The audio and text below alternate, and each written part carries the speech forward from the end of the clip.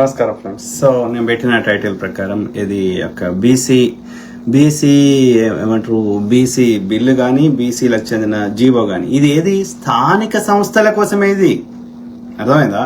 ఇక చట్టసభలు, విద్యా సంస్థలు వీటన్నిట్లో కాదు, ఓన్లీ స్థానిక సంస్థలకు రిలేటెడ్. ఇది స్థానిక సంస్థలు అంటే ఎన్నికలు అంటే సర్పంచులు, ఎంపీటీసీలు, జెడ్పీటీసీలు ఇంతవరకే.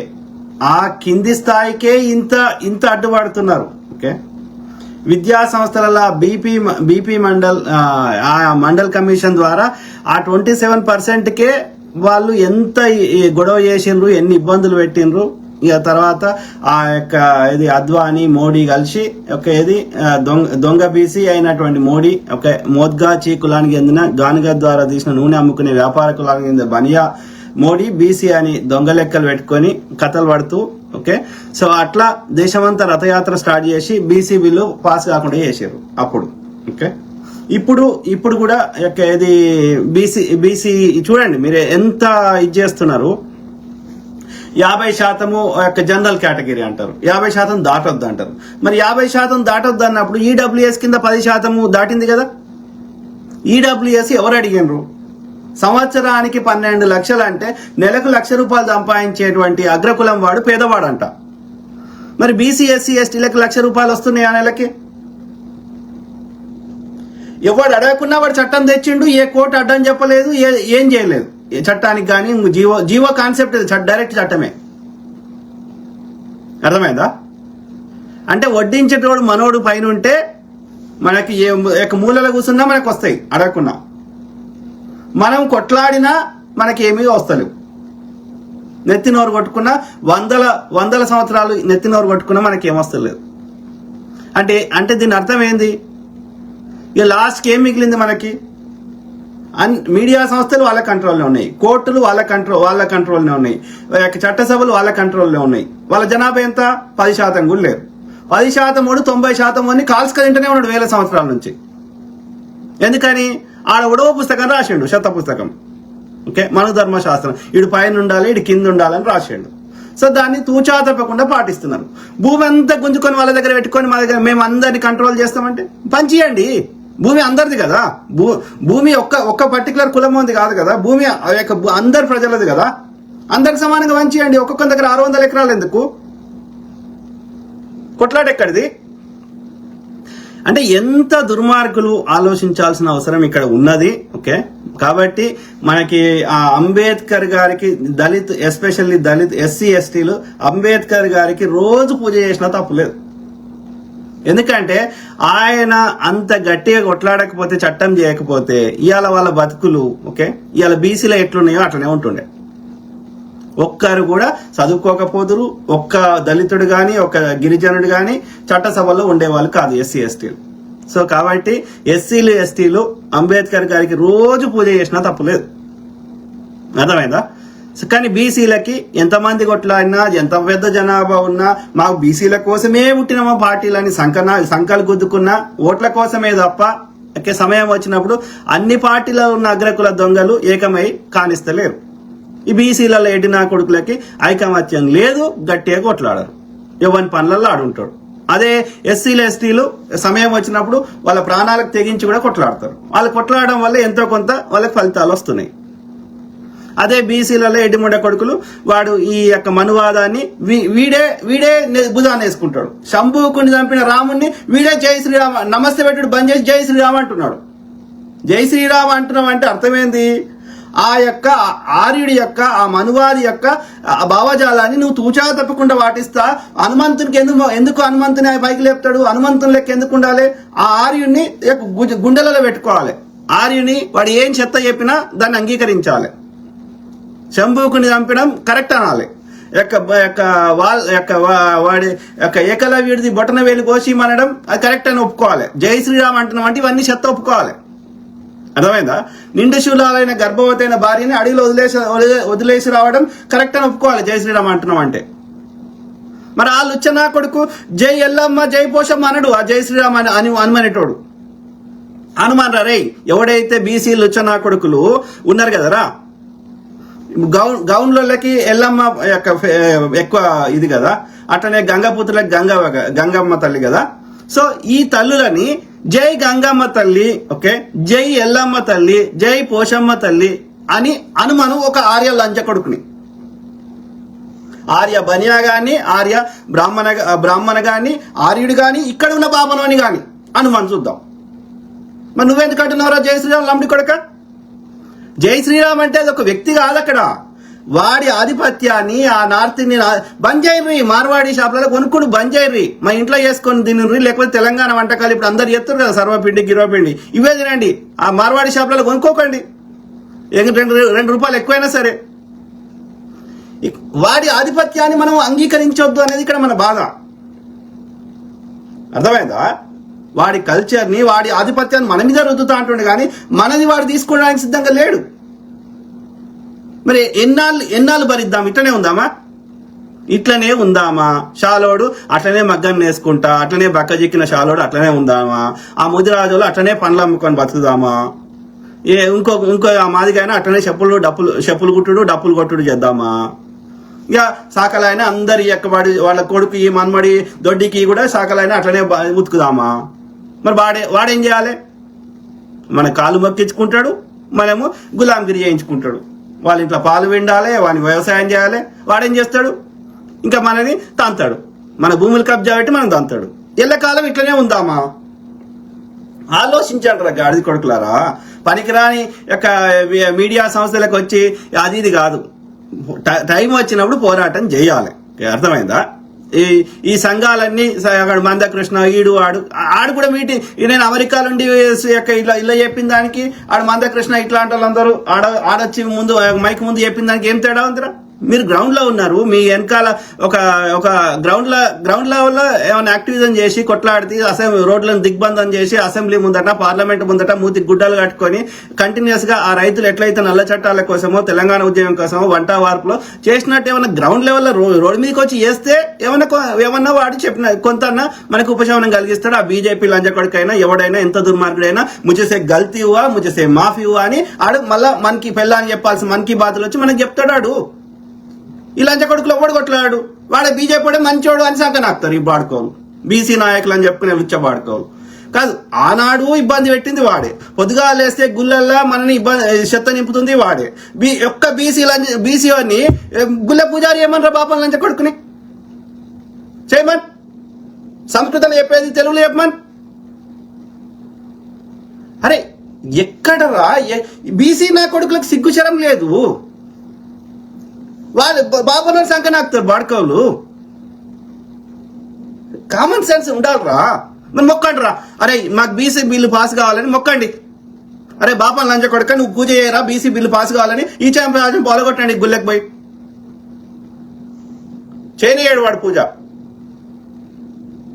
వాడు ఒక సిస్టమేటిక్ గా మన మీద ఆధిపత్యం చేస్తున్నాడు, మనని కావాలని నాశనం చేస్తున్నాడు అనేది గ్రహించలేని బీసీ ముండ కొడుకులు వాడు ఒక్క బీజేపీ నాయకుడి యొక్క ఆర్య బనియా, ఆర్య బాబన్ అనే పిల్లలు మంచిగా ముస్లింలతోటి వ్యాపారాలు చేస్తున్నారు, విదేశాలు ఉంటున్నారు, అన్ని లగ్జరీ అనుభవిస్తున్నారు. ఎవరి రోడ్ల మీదకి వచ్చి జంబి కత్తులు పెట్టుకొని చచ్చిపోతుంది, చంపుతుంది, సస్తుంది, జైల్లోకి పోతుంది. మళ్ళీ బీసీ ముండ కొడుకులే. సిగ్గుశరం లేదురా? ఆ బాపనోడు నిన్ను వాడుకుంటాడని గమనించలేవురా?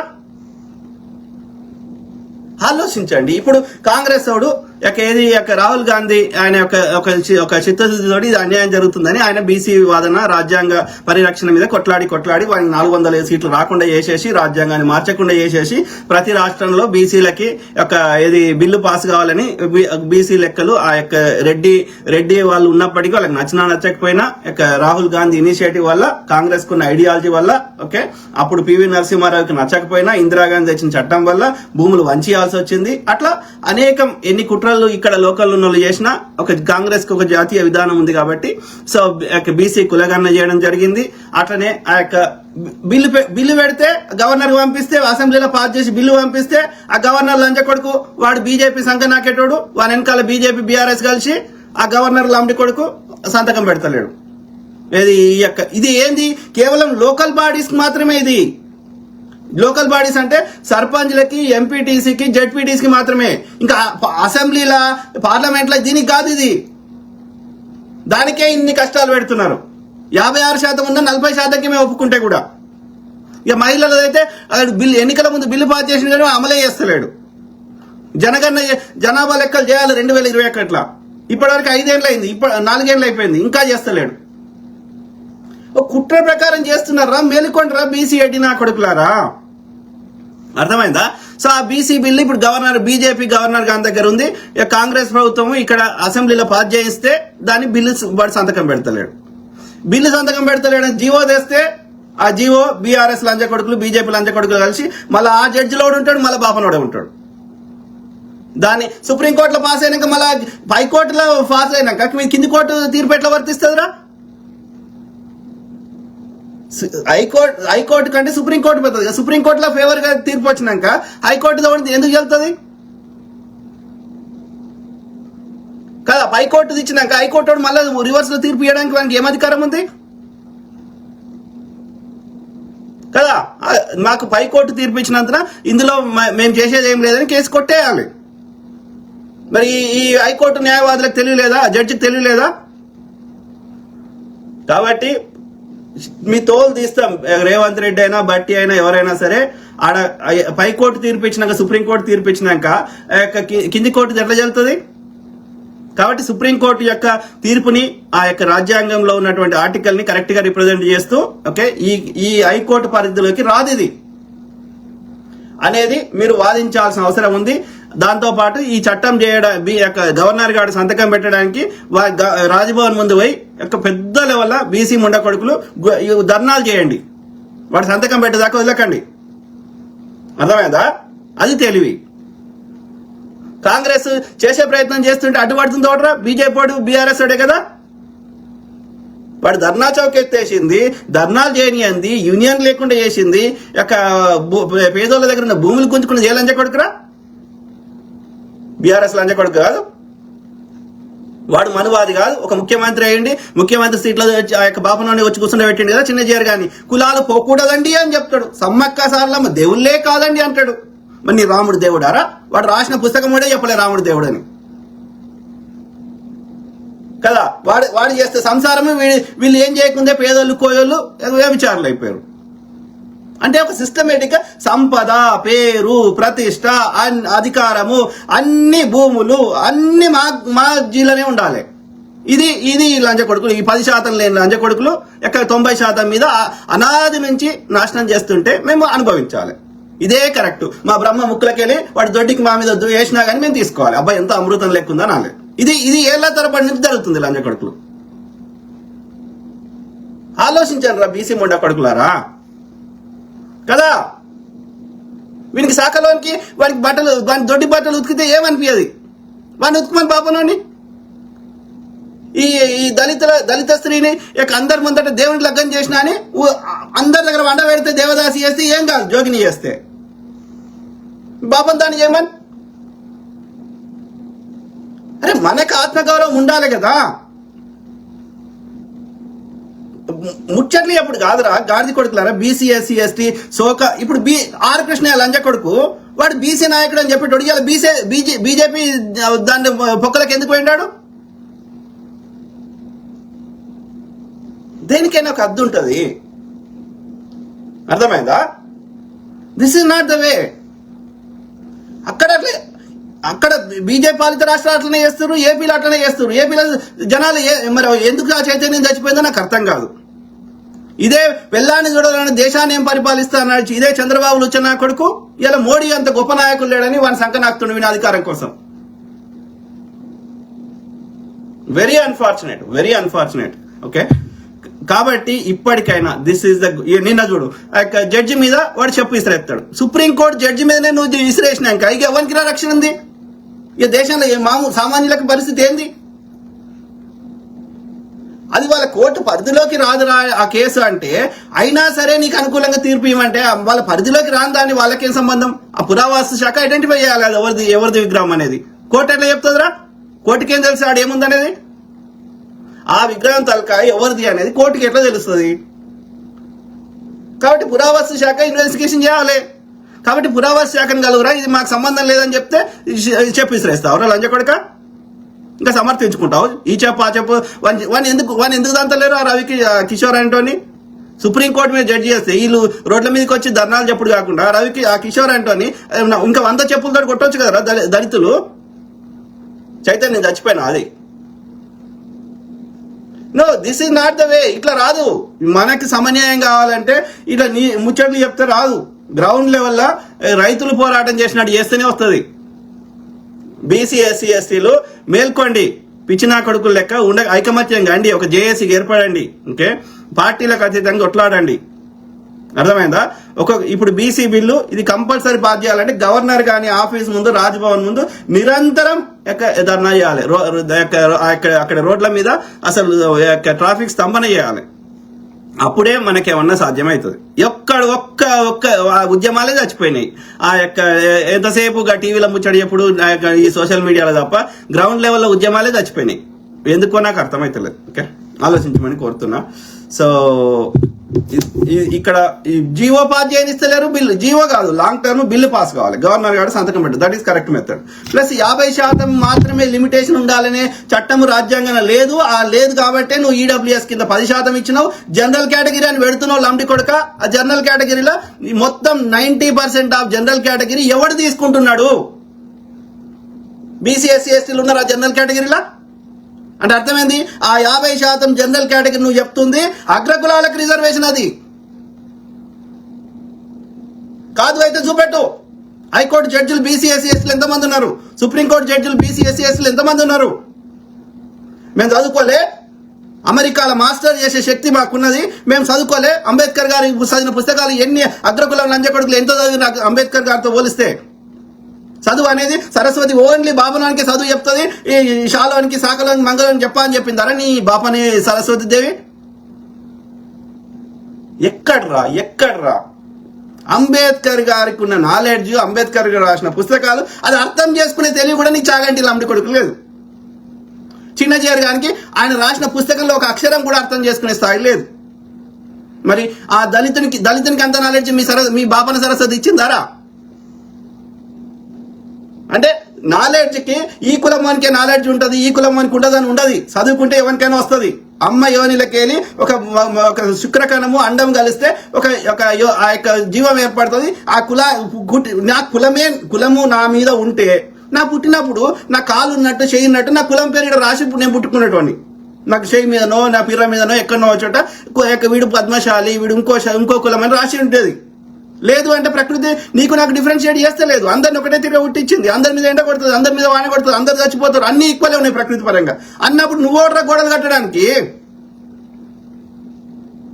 ఒక బాపన్ కులపోని తీసుకుపోయి, బాపన్ కులంలో పుట్టిన వాడినో తీసుకుపోయి ఒక దళితుల ఇంట్లో పెంచితే వాళ్ళకి ఎట్లా తెలుస్తారని నీ బాపన కులం అని?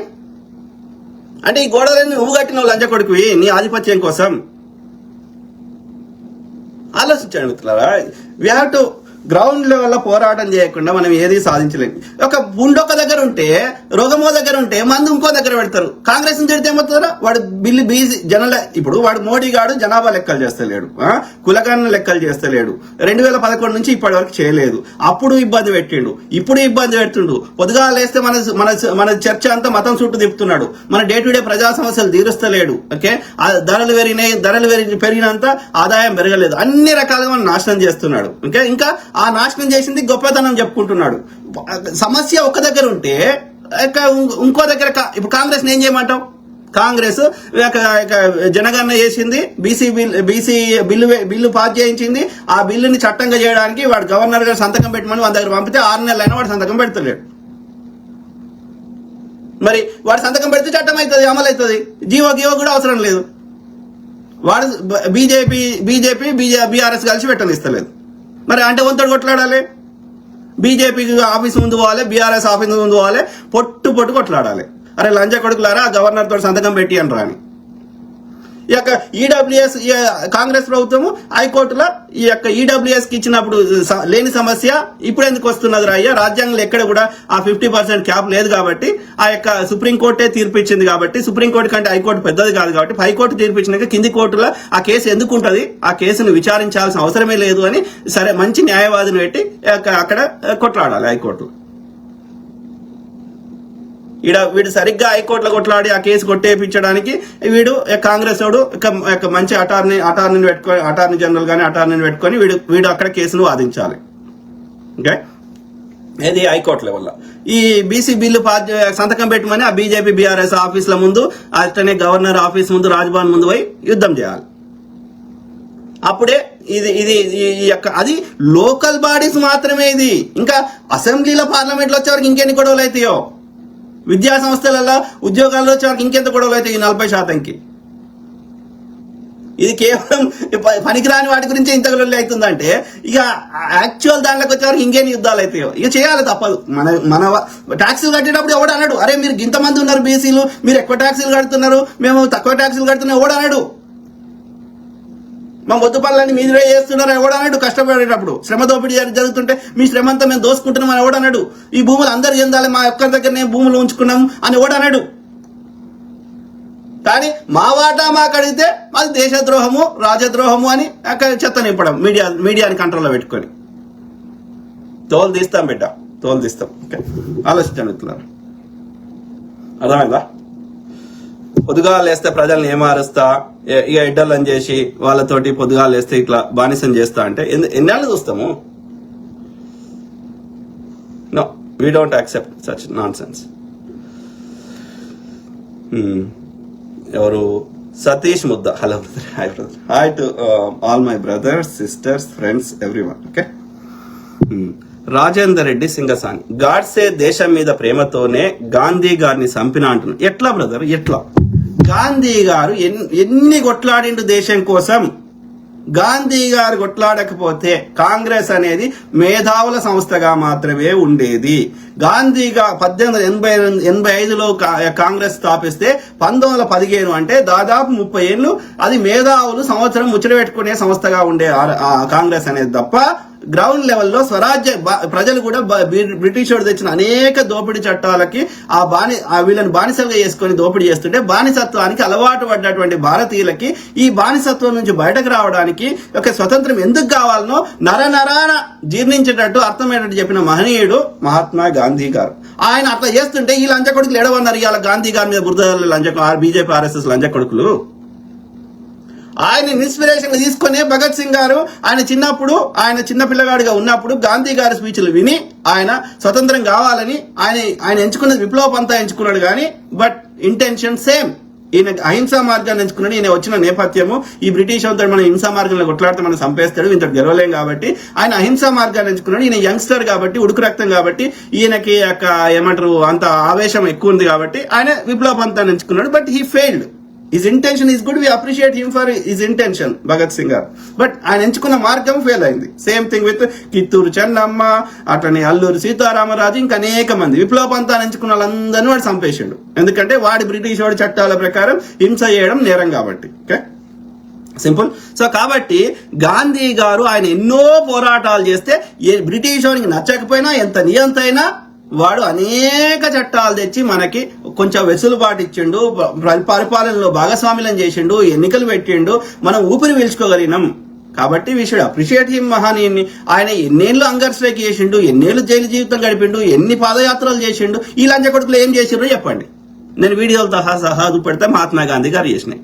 ఎవరి కోసం చేసిండ్రా? ఆయన ఏమన్నా 4 పైసలు ఆయన ఇంట్లోకి తీసుకుపోయిండా? ఆయన భార్యతోటి శృంగారం చేసిండా? ఏం చేసిండు? ఏకవస్త్రంతో ఎండానక, సలనక, వాననక, రోగాలనక ఆ యొక్క అన్ని రోగాలు భరిస్తూ దేశ ప్రజల కోసం నిరంతరం పోరాటం చేసిన మహనీయుని మీద బురదలడితే ఏమనాలి మిమ్మల్ని?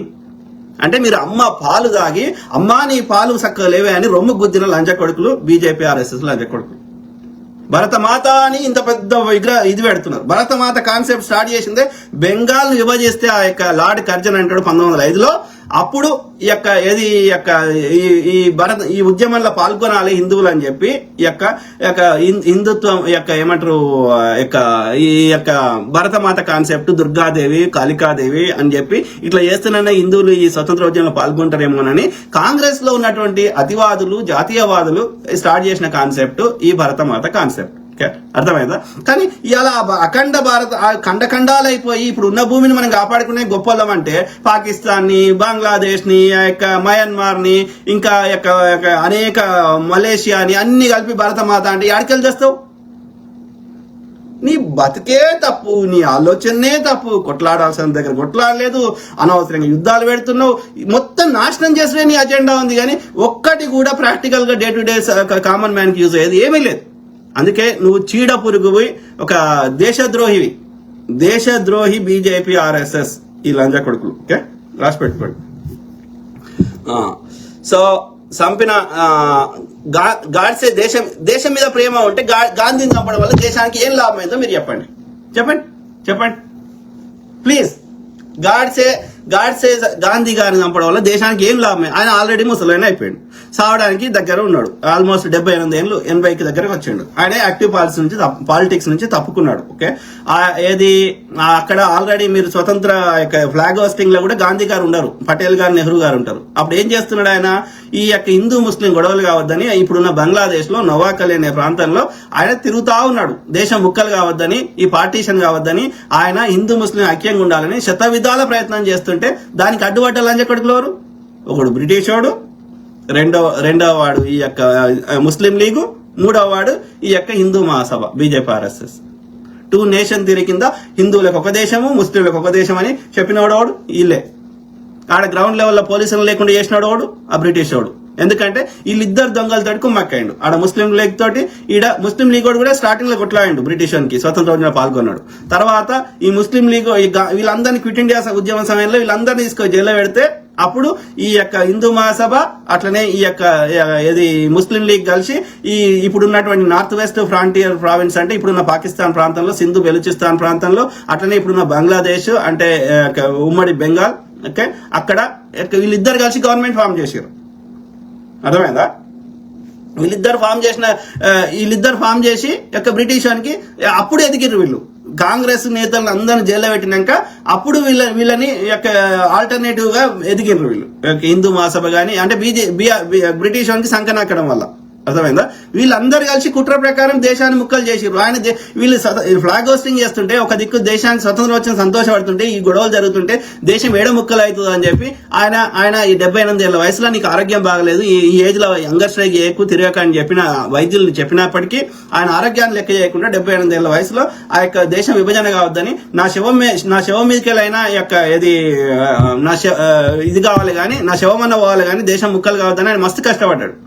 కానీ ఇక విధి లేని పరిస్థితులలో మనకి ఏ ఆల్టర్నేటివ్ లేకపోవడం వల్ల ఆ యొక్క వాళ్ళు జిన్నా మొండిపాటు పట్టడము, ఈ హిందూ మహాసభోడు, ఈ ఆర్ఎస్ వాడు యొక్క ముక్కలు చేయమని సహకరించడము, ఇట్లా అనేక కారణాల చేత మనకు నచ్చకపోయినా యొక్క అట్లీస్ట్ ప్రశాంతంగా ఉంటది 2 ప్రాంతాలు అని చెప్పి ఒప్పుకోవాల్సి వచ్చింది. సో ఎక్కడ వాడు ఒక స్వతంత్ర ఉద్యమంలో పాల్గొనోడు, దేశాన్ని ముక్కలు చేయమన్నోడు వాడు ఇలా దేశభక్తుడు అంటే ఆయన చచ్చిపోయేదాకా కష్టపడి దేశం కోసం ఈ యొక్క మొదటి దేశం స్వతంత్ర భారతంలోని మొదటి తీవ్రవాది అయినటువంటి ఆర్ఎస్ఎస్ వాళ్ళు ఇలా గాంధీని చంపి వీధుల్లో స్వీట్లు పంచుకున్నారు లంచ కొడుకులు. అర్థమైందా? ఆ కేసు ముస్లిం లెక్క సుంతి చేయించుకొని టోపీ పెట్టుకొని వాళ్ళు అది 3rd అటెంప్ట్ గాంధీని చంపేది. అది అంతకుముందు 2 అటెంప్ట్ ఫెయిల్ అయినాయి. వాళ్ళ అన్ననే చెప్పిండు గోపాల్ గాడ్సే బతికే ఉండే చానాయన్లు. 7 నిందితుల్లో సావర్కర్ కూడా ఒకడు. కాకపోతే వాడు వెనకుండి నడిపించింది కాబట్టి కరెక్ట్ ఆధారం లేదని వాడిని తర్వాత తొలగించారు. వాళ్ళకెళ్ళి వాడు కోర్టులో ఉంటే ఎన్నోసార్లు కలిసి వచ్చిండి సావర్కర్. వాళ్ళు ఇవాళ దేశభక్తులు అంటే భరతమాత నెత్తినోరు కొట్టుకుని ఏడుస్తుంది. ఆలోచించండి. నేను ఒకటే గమనించిన, బీజేపీ ఈ బ్రాహ్మణ లంచ కొడుకులకి ఈ ప్రాపగండ చేయడము అంటే దుష్ప్రచారం చేయడంలో వాళ్ళకి ఒక నైపుణ్యం ఉంది. ఎందుకంటే ఈ గుళ్ళని చేలో పెట్టుకొని చెత్త నింపుతున్నారు. అట్లనే ఇప్పుడు ఈ వాట్సాప్ యూనివర్సిటీ, ఓకే, ఈ దానికి తోడు కొంతమంది యూట్యూబ్లలో చెత్త లంచ కొడుకులు, ఈ మనువాద లంచ కొడుకులు పొద్దుగా లేస్తే ఫేక్ చెప్తున్నారు. పొద్దుగా లేస్తే గాంధీ గారి మీద, నెహ్రూ గారి మీద, కాంగ్రెస్ మీద, జాతీయవాదుల మీద, అంబేద్కర్ గారి మీద, పెరియార్ రామస్వామి గారి మీద, అందరి మీద, పూలే గారి మీద బురద చల్లుతున్నారు. ఇక పొద్దుగా లేస్తే ఆ ప్రాపగండ సినిమాలు ఎందుకు వస్తున్నాయి అంటే బ్రెయిన్ వాష్ చేయడం, మనందరినీ వాళ్ళ కంట్రోల్లో పెట్టుకోవడానికి. బాపనోడు No, we should wake up, okay? అంధభక్తులు ఆర్ఎస్ఎస్ బీజేపీ బ్రిటిష్ వాళ్ళు దేశాన్ని దోచుకున్న బ్రిటిష్ వానికి వ్యతిరేకంగా ఒక్క బీజేపీ ఆర్ఎస్ కొట్లాడింది చూపెట్టండి దయచేసి. Simple, let's make it simple. దూద్ కి దూద్, పానీ కి పానీ, అంతే కదా. ట్రాన్స్పరెన్సీ నేను తెస్తా. గాంధీ గారు, నెహ్రూ గారు, పటేల్ గారు, ఇంకో అంబేద్కర్ గారు, ఆయన పంతాలు, ఆయన డిఫరెంట్ ఐడియాలజీ తోటి. సో ఏదైనా వాళ్ళ ఒక సమాజానికి ఏదో ఒక సామాజిక వర్గానికి కానీ దేశానికి కానీ ఎవరికో ఒకరు యూజ్ అయ్యే విధంగా కొట్లాడిన వాళ్ళు వీళ్ళంతా. అట్లా బీజేపీ ఆర్ఎస్ఎస్ వాడు ఒక్కని చూపెట్టు ఒక ఐడియాలజీ కోసమో ఒక దేనికోసమో కొట్లాడి అన్నదమ్ముల మధ్య కొట్లాట పెట్టుడు తప్ప, ఓకే, హిందువులని స్వతంత్ర ఉద్యమంలో పాల్గొన్న దానికి పిలుపునిచ్చుడు తప్ప, ఓకే, బ్రిటిష్ ద్వారా అన్ని లాభాలు పొందుడు తప్ప, బ్రిటిష్ కింద అన్ని రాతపూత పనులు ఆర్మీల అన్నిట్లలో వారికి సేవ చేసుడు తప్ప, డే టు డే మన భారతీయులకి ఏదో ఒక సామాజిక వర్గానికి యూజ్ అయ్యేది. కానీ పోనీ హిందువుల కోసం యూజ్ అయ్యేది బీజేపీ ఆర్ఎస్ వాడు ఏం చేసిండు నాటి నుంచి నేటికి చెప్పండి. ఈడు ఆర్యుడు, ఈ శూద్రులని అనాదిగా అణిచివేస్తుండు, అనాదిగా చంపేస్తున్నాడు. ఇది వేల సంవత్సరాల నుంచి నడుస్తున్నది ఈ ఆర్య ఆధిపత్యం. సో వంశీకృష్ణ నేత మానేరు, ఇది ఈయనేమంటుండు చూడండి, మొత్తం నేత అంటే పద్మశాలి. ఓకే, సో పొట్టోడు రవ్వడు అంటే రేవంత్ రెడ్డిని అంటున్నాడు. రవ్వడు నీతిమంతుడు అంటావు, వాడు పెద్ద చెక్కగాడు అయితే ఆయనకు బిడ్డ ఎట్లా పుట్టింది? బిడ్డ మనవాడు అంటే కాదురా నేను పద్మశాలి, ఓకే, పద్మశాలి కులం పెట్టుకున్నావు కదా, అరే పద్మశాలోడు సిరిసిల్ల పోదాం పదరా, సిరిశాల బక్కజిక్కిన పద్మశాల కోసం మోడీ లుచ్చనా కొడుకు ఒక చిల్లి గవ్వ ఇచ్చింది చెప్పరా, ఒక ఇల్లు కట్టి ఇచ్చింది చెప్పరా, ఏం చేసిండు చెప్పరా? రై వంశీకృష్ణ నేత మానేరు పెట్టుకున్నావు కదా, ఆడవడో ఈయన ఇన్నిసార్లు శాలోడు అన్నవాడిని పద్మశాలిని ఇలా పద్మబ్రాహ్మణుడు అంటున్నాడు, వాడిని విశ్వబ్రాహ్మణుడు అంటున్నాడు, ఇంకో బ్రాహ్మణుడు అంటున్నాడు. ఏమొచ్చిందిరా నీకు? నీ బతుకులు ఏం మారినాయి మనవాదంలా? ఎవడు చెప్పిండు ఈ శాలోడు మగ్గం నేయాలని? ఎవడు చెప్పిండు? బాపనోడు ఎందుకు మగ్గం నేయద్దు? వాడు ఎందుకు పూజ చేయాలి? నేను ఎందుకు మగ్గం నేయాలి? చెప్పురా రే. నువ్వు వాని కాలు బాపనోడి కాలు నువ్వెందుకు మొక్కుతారా? వాడిని బాపనోడు నీ కాలు మొక్కమని. సిగ్గుశరం లేనివాడా, ఆత్మగౌరవం లేని లంజ కొడుక. చెక్కగాడైతే వానికి పిల్లలు ఎట్లా పుట్టిరి? ఆడు ముఖ్యమంత్రి ఎట్లా అయ్యే?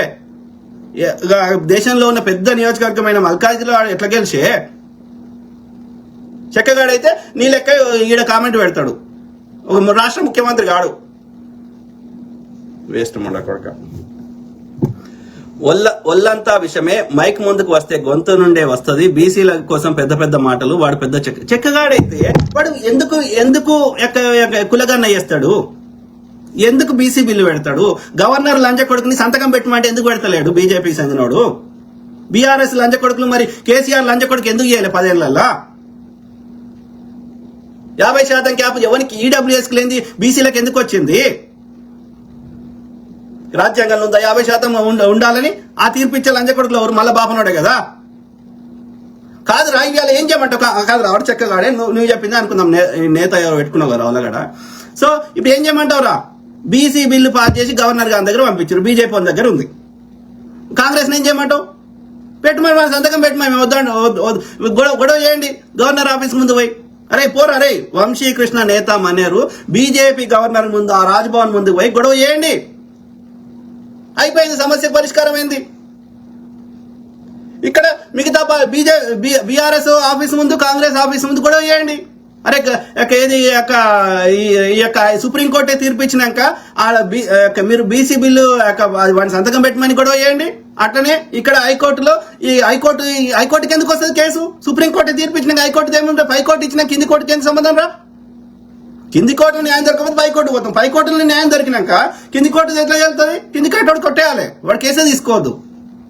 కాబట్టి అది వాదించమని గొడవ చేయండి. వడద్దన్నట్రా ఏం చేయమంటావు? మరి ఈ వాదించడం తప్ప ఇవాళ కాంగ్రెస్ చేతిలో ఏమున్నది ఇక్కడ?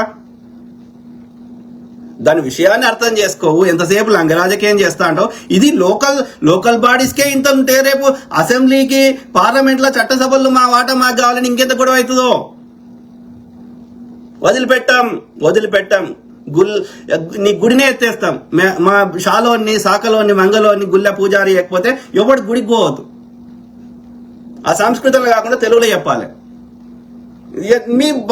మీ పంతం పడతాం, మమ్మల్ని ఎన్ని ఇబ్బంది పెట్టు, మా ఆర్థిక మూలాలు దెబ్బగొట్టు, కుటుంబ సభ్యుల మధ్యలో గొడవలు పెట్టు, ఎన్నన్న చేయి, నీ అంతం తీసేదాకా వదిలిపెట్టాం. బాపం లంజ కొడక, నీ ఆధిపత్యం సావాల్సిందే.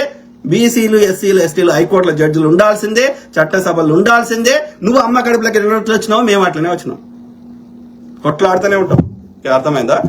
నీకు అవగాహన లేదురా. అందుకే నువ్వు ఈ మనువాద దాంట్లో నీ బ్రెయిన్ వాష్ చేయబడ్డది. వంశీకృష్ణ నేత మన్నేరు చెత్తనా కొడక, నువ్వు ఈ మతం పేరు మీద నీ బుద్ధిని, నీ జ్ఞానాన్ని, నీ బ్రెయిన్ ని వాడడం బంద్ చేసినావు. ఇడ్డు లంచ కొడుకు, ప్రాక్టికల్ గా ఆలోచించు. మోడీ గారు 2011లో డాక్టర్ మన్మోహన్ సింగ్ ఆలయంలో జనాభా లెక్కలు జరిగితే 2021లో జరగాలి. ఇప్పటికి కరోనా వీక్ కూడా 2 ఏళ్ళు అయింది. ఇప్పటి వరకు ఎందుకు చేస్తలేడు మోడీ లంచ కొడుకు చెప్పురా? మోదీ కాచి నూనెలు అమ్ముకునే గానగల నూనెలు పట్టి నూనెలు అమ్ముకునే వ్యాపారకుల ఎట్లా బీసీ అవుతారా? ఆఫ్రికాలో ఒక్క తెల్లోళ్ళు లేనప్పుడు భారతదేశంలో తెల్లోళ్ళు ఎక్కడి నుంచి వచ్చిర్రా? వాడు ఇక్కడ మూలవాసారా? ఇక్కడ మూలవాసన మీద ప్రేమ ఉంటుందిరా? స్త్రీని కూడా వాడు శూద్రుడు అన్నాడు రా. మరి స్త్రీ లేకుండానే వాడు పుట్టిండా అంటే అర్థమైంది? వాడు ఇక్కడ వాడు కాదు, వాళ్ళ స్త్రీలను వాడు శూద్రుడు అంటాడా? కాబట్టి వాడు వచ్చేటప్పుడు వాళ్ళ స్త్రీలను తీసుకురాలి, వాడు ఒక్కడే వచ్చిండు. ప్రాక్టికల్ గా ఆలోచించాలి. ఏదో నోరుంది, ఏదో మాట్లాడతా. అందుకే అంటున్నా, యువకుల యొక్క బ్రెయిన్లు నిరంతరము ఈ గుళ్ళ ద్వారా, ఈ వాట్సాప్ యూనివర్సిటీల ద్వారా ఈ నా యొక్క చెత్త నింపుతా ఉన్నారు. వాస్తవానికి దూరంగా జరుగుతున్నారు. మేల్కొండరా, ముఖ్యంగా బీసీ యువకులారా. ఓకే, ఆలోచించండి. ఓకే, జార్జ్ మధ్యల thank you. Okay, Mohammed Sadiq Ali, you are right sir, thank you brother. Prakash Wagmare, good message అన్న. Thank you to all my brothers, sisters, friends, everyone. Okay, George మధ్య, well said brother, thank you brother. Rathod భాయ్ అన్న, బూతులు comment రాస్తే మీరు చదవలేరు, మీరెందుకు జుగుప్సాకరమైన ఎందుకు మాట్లాడతామంటే, కడుపు కాలినోడు ఎట్లా మాట్లాడతాడు బ్రదర్? రాథోడ్ భాయ్, ఓకే, నేనేమీ పాఠం చెప్పడానికి వస్తలేను. నేను మాట్లాడవచ్చు, గ్రాంధికంగా మాట్లాడవచ్చు, ఆంధ్ర స్లాంగ్ లో మాట్లాడవచ్చు, లేదంటే ఒక గ్రాంధికంగా మాట్లాడవచ్చు, అది పెద్ద విషయం కాదు. బట్ నా ఇంటెన్షన్ ఏంది? నా కడుపు కాలుతుంది, అర్థమైందా? కడుపు కాలినప్పుడు వస్తాయి. ప్రతిరోజు ప్రతి లైవ్ లో అట్లనే మాట్లాడాం కదా, సిచ్యువేషన్ తగ్గట్టుగా ఆవేశం వచ్చినప్పుడు వస్తాయి. ఓకే, అది దాన్ని నువ్వు బూతులనే పట్టుకుంటా అంటే పట్టుకో, లేదు ఆ బూతుల వెనకాల ఉన్న బాధని, ఆవేదనని, ఆ సబ్జెక్టుని పట్టుకుంటా అంటే పట్టుకో, అది నీ విజ్ఞత. ఓకే, అర్థమైందా? సో సాధారణంగా నార్మల్ నిన్న బిగ్ బాస్ ఏదో మాట్లాడినా, నేను ఎక్కడ ఒక్క పదం కూడా మాట్లాడలే కదా. సో బాధ వచ్చినప్పుడు, ఆవేశం వచ్చినప్పుడు వస్తాయి, అది బాధకి రిప్రజెంటేషన్ అంతే. ఓకే, రాథోడ్ బాయ్, మంచి తెలుగు భాష రాదా? వచ్చు కానీ సిచ్యువేషన్ బట్టి. ఓకే, సిచ్యువేషన్ బట్టి. అన్నా మీరు ఇలాగే మాట్లాడితే మిమ్మల్ని ఎవరైనా లేపేస్తారు. లేపేయండి బ్రదర్, లేపేయని, ఒరిగేది ఏమీ లేదు. ఓకే, కాదు నేను లేపేయలేదు అనుకుందాం. ఇప్పుడు ఇంచుమించు 48 నా వయసు. Okay, what is the guarantee? ఎవరు లేపేయలేదు. నాకు చీమ లెక్క, ఒక అందరి లెక్క, ఒక ఎందుకు చీమలు పురుగులు పుట్టి చచ్చిపోయినట్టు ఉంటాం అనుకో. నేను ఎల్లకాలం ఉంటానికి రాసి నాకు, నేను నోరు మూసుకొని, నాకు ప్రజా సమస్యలకు సంబంధం లేకుండా నోరు మూసుకొని ఉంటే నేను ఎల్లకాలం బతుకుతా భూమి ఉన్నంత వరకని రాసి. నీ ఊర్లో ఒక 100 ఏళ్ళు బతికినోని ఎంతమంది ఉన్నారో, నువ్వు ఏ ఊర్లో ఉంటావు నాకు తెలియదు. సో ఏ ఊర్లో ఉన్నా సరే నీ ఊర్లో తిరుగు, ప్రతి ఇంటికి తిరుగు, 100 ఏళ్ళు దాటిన వాళ్ళు ఎంతమంది బతుకున్నారో నాకు చూపెట్టు. అంటే నువ్వు ఎంత మంచిగా కాపాడుకున్నా నువ్వు 100 ఏళ్ళు, అందుకే శతమానం భవతి అంటే 100 ఏళ్ళు బతికితే నువ్వు గొప్పోడి కాబట్టి శతమానం అని ఆశీర్వదించారు. అంటే ఆ ప్రకృతి నీ డిఎన్ఏలు రాసిర్రు. కుక్క 20 ఏళ్ళు, మాక్సిమం 20 ఏళ్ళు బతుకుతుంది. ఓకే, ఒక ఏనుగు 200 ఏళ్ళు బతుకుతుంది, తాబేలు 300 ఏళ్ళు బతుకుతుంది, మనిషి 100 ఏళ్ళు బతుకుతాడని నీ డిఎన్ఏలో ఆల్రెడీ రాయబడ్డది. అంటే అర్థం ఏంది? ఆ 100 ఏళ్ళ కంటే ఎక్కువ నువ్వు బతుకుదామని ఎంత ట్రై చేసినా బతికే అవకాశాలు లేవు. మాక్సిమం బతికిన వాళ్ళు చరిత్రలో, ప్రపంచంలో కోట్లలో ఒకటి బతికినోడు 120 ఏళ్ళు బతికిరు, అంతకంటే ఎక్కువ బతకలే. అంటే అర్థం ఏంది? ఓకే, అరౌండ్ 100 ఏళ్లే మనిషి జీవితం అనేది మన డిఎన్ఏలో రాయబడ్డది. సింపుల్. అంటే నువ్వు ఎంత కాపాడుకున్నా 100 ఏళ్ళకి చచ్చిపోతావు. సింపుల్.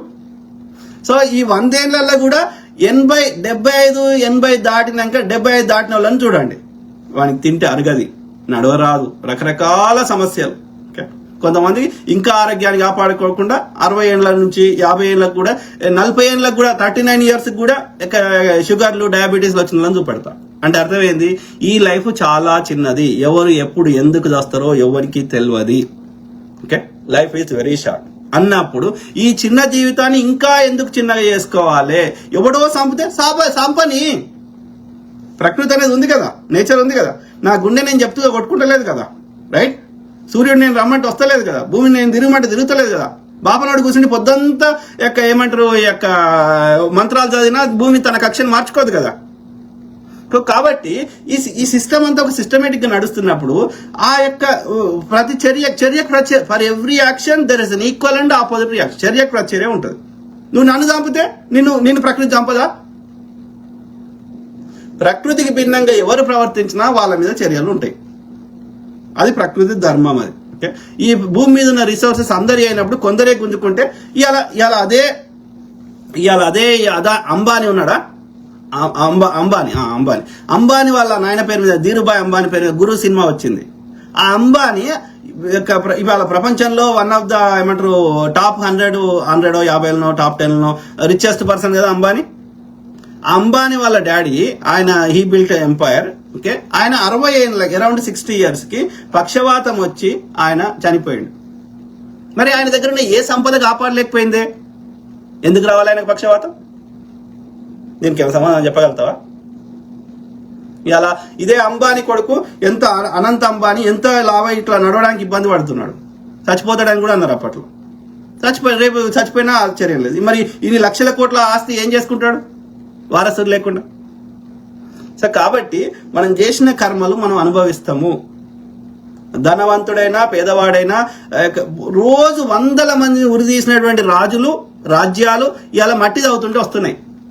మరి రాజులేడికి వాయే, రాజ్యాలేడికి వాయే.